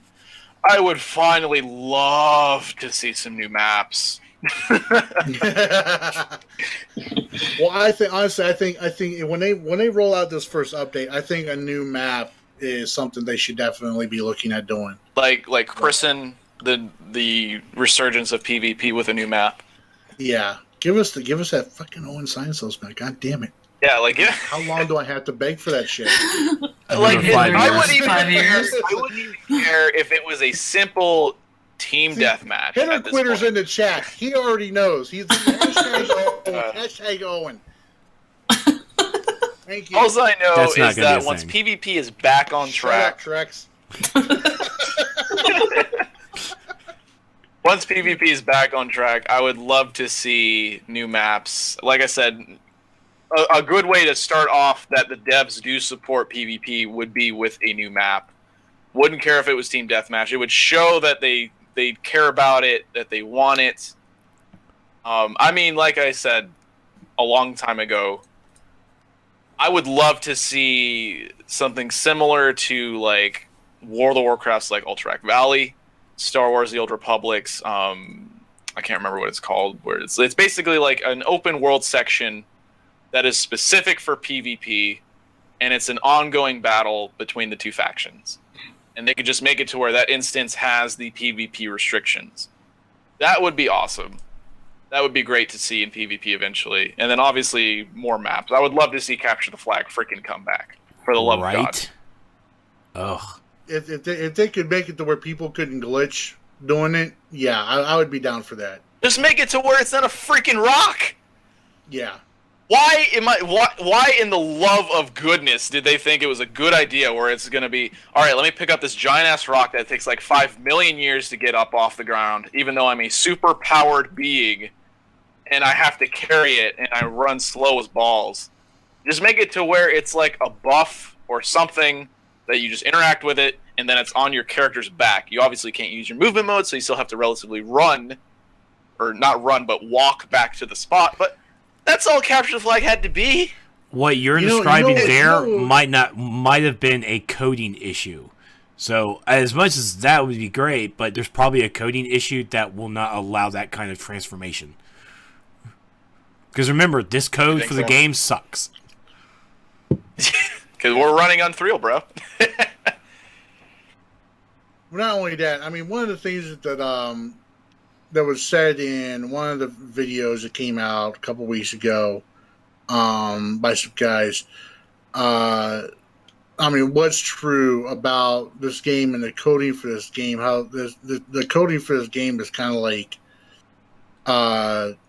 it's spaghetti coding, to where like you get the coding's so entangled with everything that goes on with it, that. If they were to like fix something with, one of the weapons, it could, make it to where a Gauss grenade didn't do POT anymore. As crazy as that sounds. That ghost coding is freaking atrocious in this. Yeah. But I mean, yeah, I mean, dude, I mean, different modes and everything, like capture the flag and everything. I mean, I'd love to see that. I just now got the idea for where they could do something with the you know the current DLCs have been out. Like the War for the Light. They could have a um, mist gathering, mist containment match or something like that, where you have to gather more mist than the other team. That would be sick.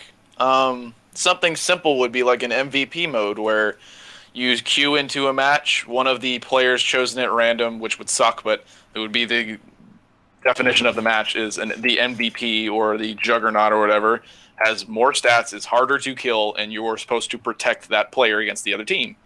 Things like that. Yeah. That would be awesome. Mist container sounded awesome, actually. I would also like to see a true like PvE PvP match where like you are going against the other team to try and kill a iconic or something before they do, and then that makes you win the match. You don't have to kill all the iconics and then kill the team. Altered Valley. Yeah. Oh, even in like the what's it called? Hall of Doom. He really wants an Altered Valley type instance. Well, actually, I heard Balkan talking about this earlier today. He was talking about it'd be really cool if you could queue into a raid with 4 heroes and 4 villains.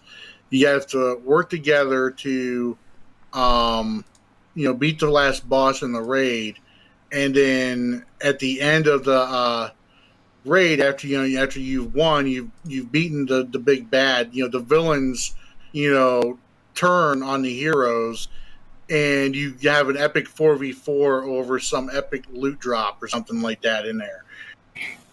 I mean, shit like that would be awesome. I'm sorry.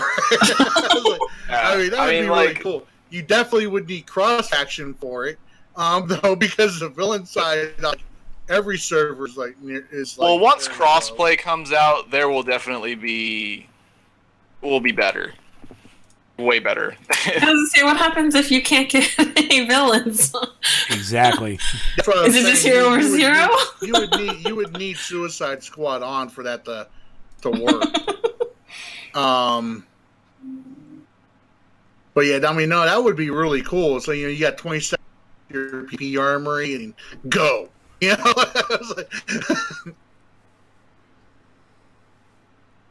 But I don't know. The crossplay is going to revitalize. There's lots of ideas and everything we come up with for, new modes and everything like that for PvP, and I'd love to see a lot of these things and all that. But right now, man, I just want them to fix the shit. Yeah, that's what I want to do. It's like I was talking to somebody the other day in the comments of my video, and they were like, man, I can't wait for this because, I missed being able to, knock out my PvE and then, PvP. And I was like, dude, that's what everybody used to do back in the day. Yeah. Get on, freaking knock out your dailies. If it wasn't raid night, knock out your dailies and then freaking just hang out at Fight Club, 1v1 and queue up arenas all damn night. I mean, that's how other games are. You do relatively your PvE content, and then PvP that's the main attraction. If there's nothing else to do, because that's something that you can always do. It never changes. It never gets stale. Relatively, yeah. You always have something to work towards. PvP is supposed to be like that. Yeah, and even when you had all your gear, you got all feats done. It was still something fun to do, with, friends and all that, queuing up against matches. I missed the rivalries. I missed, sometimes, I missed the trash talking, the friendly trash talking, at least I missed that. Having balanced PvP would bring back Friday Night Legends. Yeah, it would. And not in my mind, it would. It's so funny too, man. Because I was sitting here the other day, and I was going through some old videos I had recorded and saved, everything. And I had downloaded the FNL from one of the Olympus games that I had done. And it was, Brett, you may remember this. It was one where refs were going up against DQ in the finals for the 44 Bare Bones. Maybe.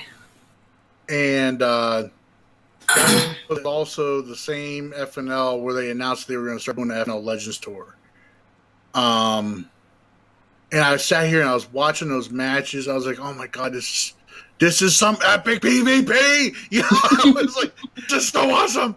You know, I missed watching matches like that. I mean, it was so good. I mean, anymore you see people, you know, queuing up or posting the videos up of duels or arenas and everything. They're just they're you know, excessive blowouts, or neither player knows what the hell they're doing. It's all about who gets the counter first and who spams the most anymore. Yeah.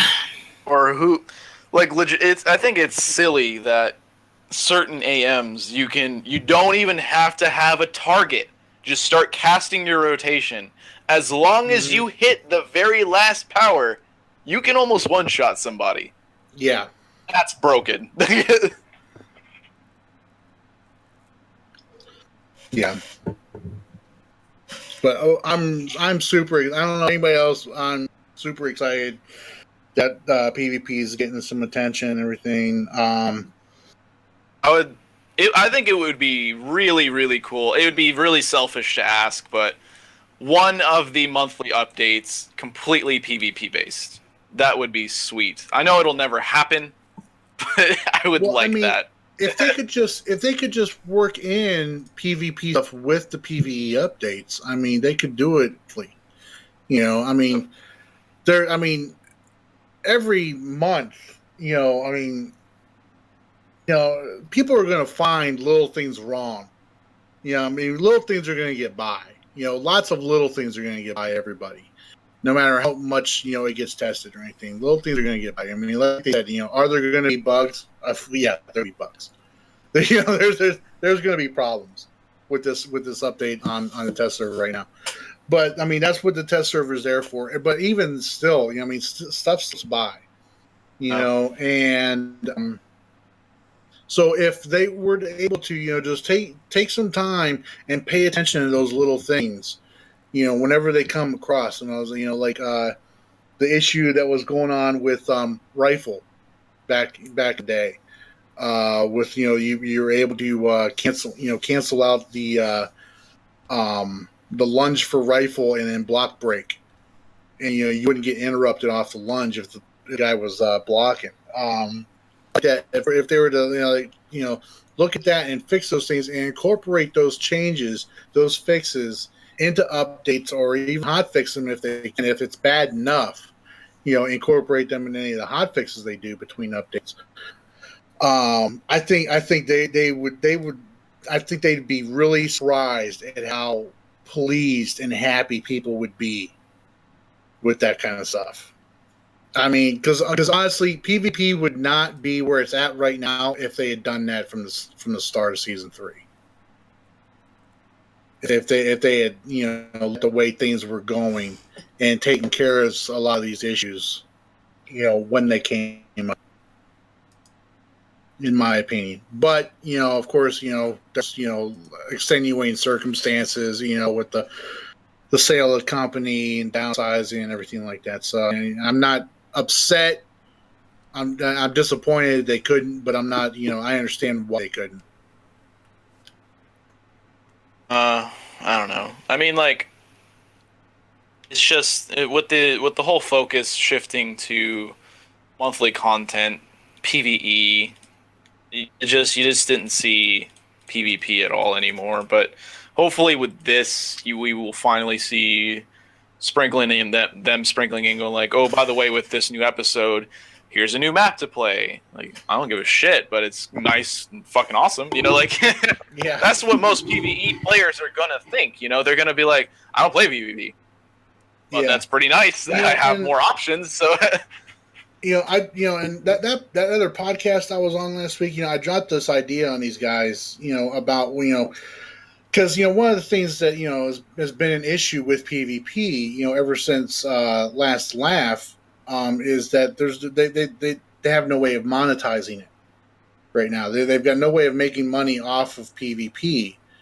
So I mean, if they were to introduce something, and I even asked those guys, and those guys are like really upset with Daybreak.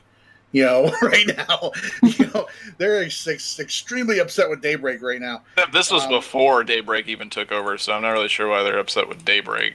Yeah, well, I mean, Daybreak and S3, they're essentially the same company, but they obviously it's different owners, so they've got to do what the owners want and everything. But they're extremely upset with the company and the way PvP has gone right now. And but I brought up the idea of what if they were to do at least every 6 months they were to do a season pass for PvP. If you weren't a member and all that, you had to pay like $10. If you were legendary, obviously you already got access to it. But a season pass for PvP, it was a new set of gear, a new arena map of some type. That could be used in Legends too, along with major updates to powers, weapons, a new set of gear and everything like that. If they were to do something like that, I asked those guys, would you guys be willing to drop $10, like every 6 months or so, and all of them were like, yeah, they'd be willing to drop it. I mean, some of those guys even made comments about they'd be fine if they brought replays back in for arenas like they did with the Last Laugh, and I don't think that's going to go over. I don't think that would go over very well, to be honest with you. I mean, I wouldn't like to see replays brought back. Just don't make it to where it's like a freaking endless crawl once you've gotten your daily box. Like, don't make it like that. For the love of goodness, don't make it like that. I think a PvP box, if they had one for your daily win, don't make it ridiculous. Like, don't make it to where it's like 10% of that piece of gear. Like, just make it to where you get maybe a couple marks, maybe. Like, it was way too easy to gear when they had that. Because like, if you had enough replay badges, you were geared in literally maybe 100 matches or so. Yeah, not to mention the fact you would spam ones or twos.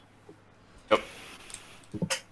You just spam those because they were the fastest matches and everything, and that was back then when you got the same reward from ones and twos that you would get from 4s and 5s and 8s. But yeah, stuff like that. I mean, they I think the devs should look at if if they want to make some money off PvP and all that. That'd be a way to go, and I don't think it would have that huge of an outcry against it. If they just flat out came out and said, look, we know you guys love PvP, we want to keep you guys satisfied, but brass tacks is and all that, to justify us putting resources into keeping PvP updated on a regular basis and all that, we need to be able to make some money off of it. So here's this season pass and everything. 6 months or so, you're good to go for that season of PvP with a new set of gear, one new map, all the fixes that we're going to do, and everything, and and see how it goes from there. I think a lot of people would jump at the chance to support the game so that PvP is kept relevant. I mean, like, just have it to where like it's like other games, World of Warcraft and Star Wars: The Old Republic limits you as a free-to-play player how many technical matches you can play. I think Star Wars is like you can play, what is it, Trex, like 5 matches that week, and then you can't PvP anymore? Yeah. Ooh, man. No wonder that game's failing. It's really not, actually. WoW has something similar where and this is how they actually do their ranking system, and they update their ranking system every Tuesday when they have to do the server resets.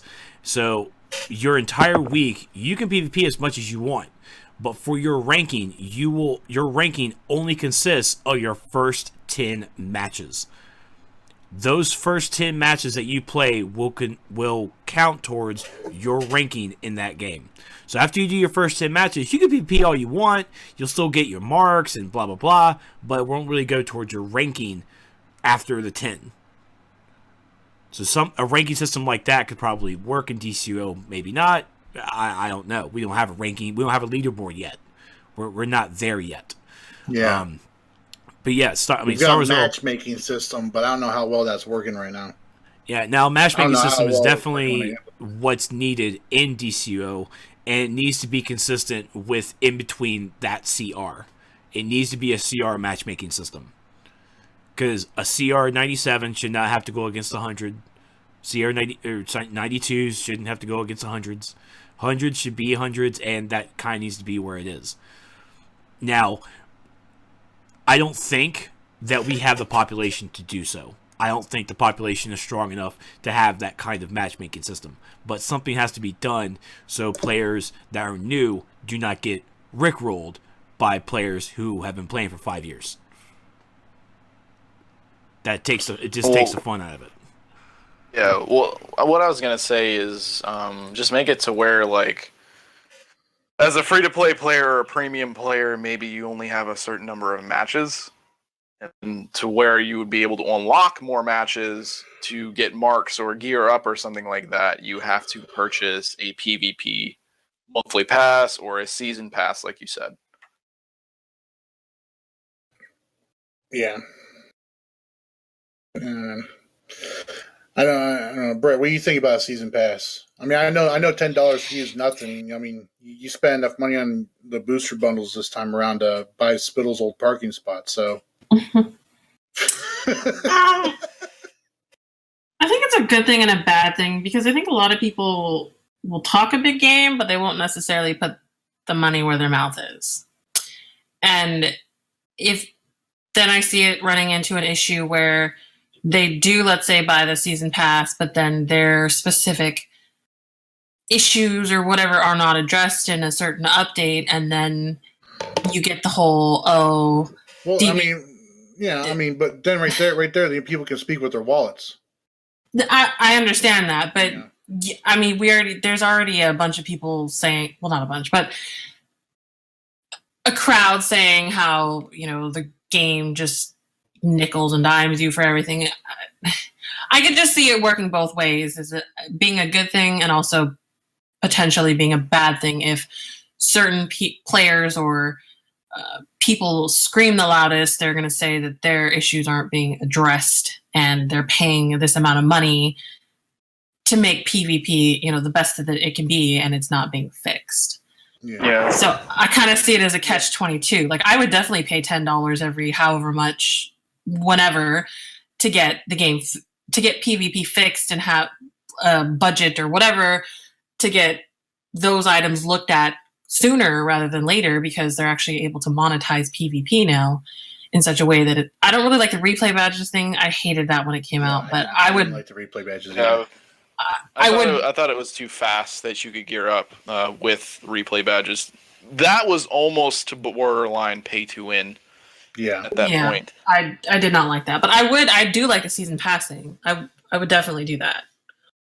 I just think it's a I'm not double-edged sword. I'm not arguing against you that people there would be people coming out and saying, oh, this game's just nickel and dime you, and they're just trying to get your money, they don't care and everything like that. Especially if any fix that they want in isn't implemented and everything like that.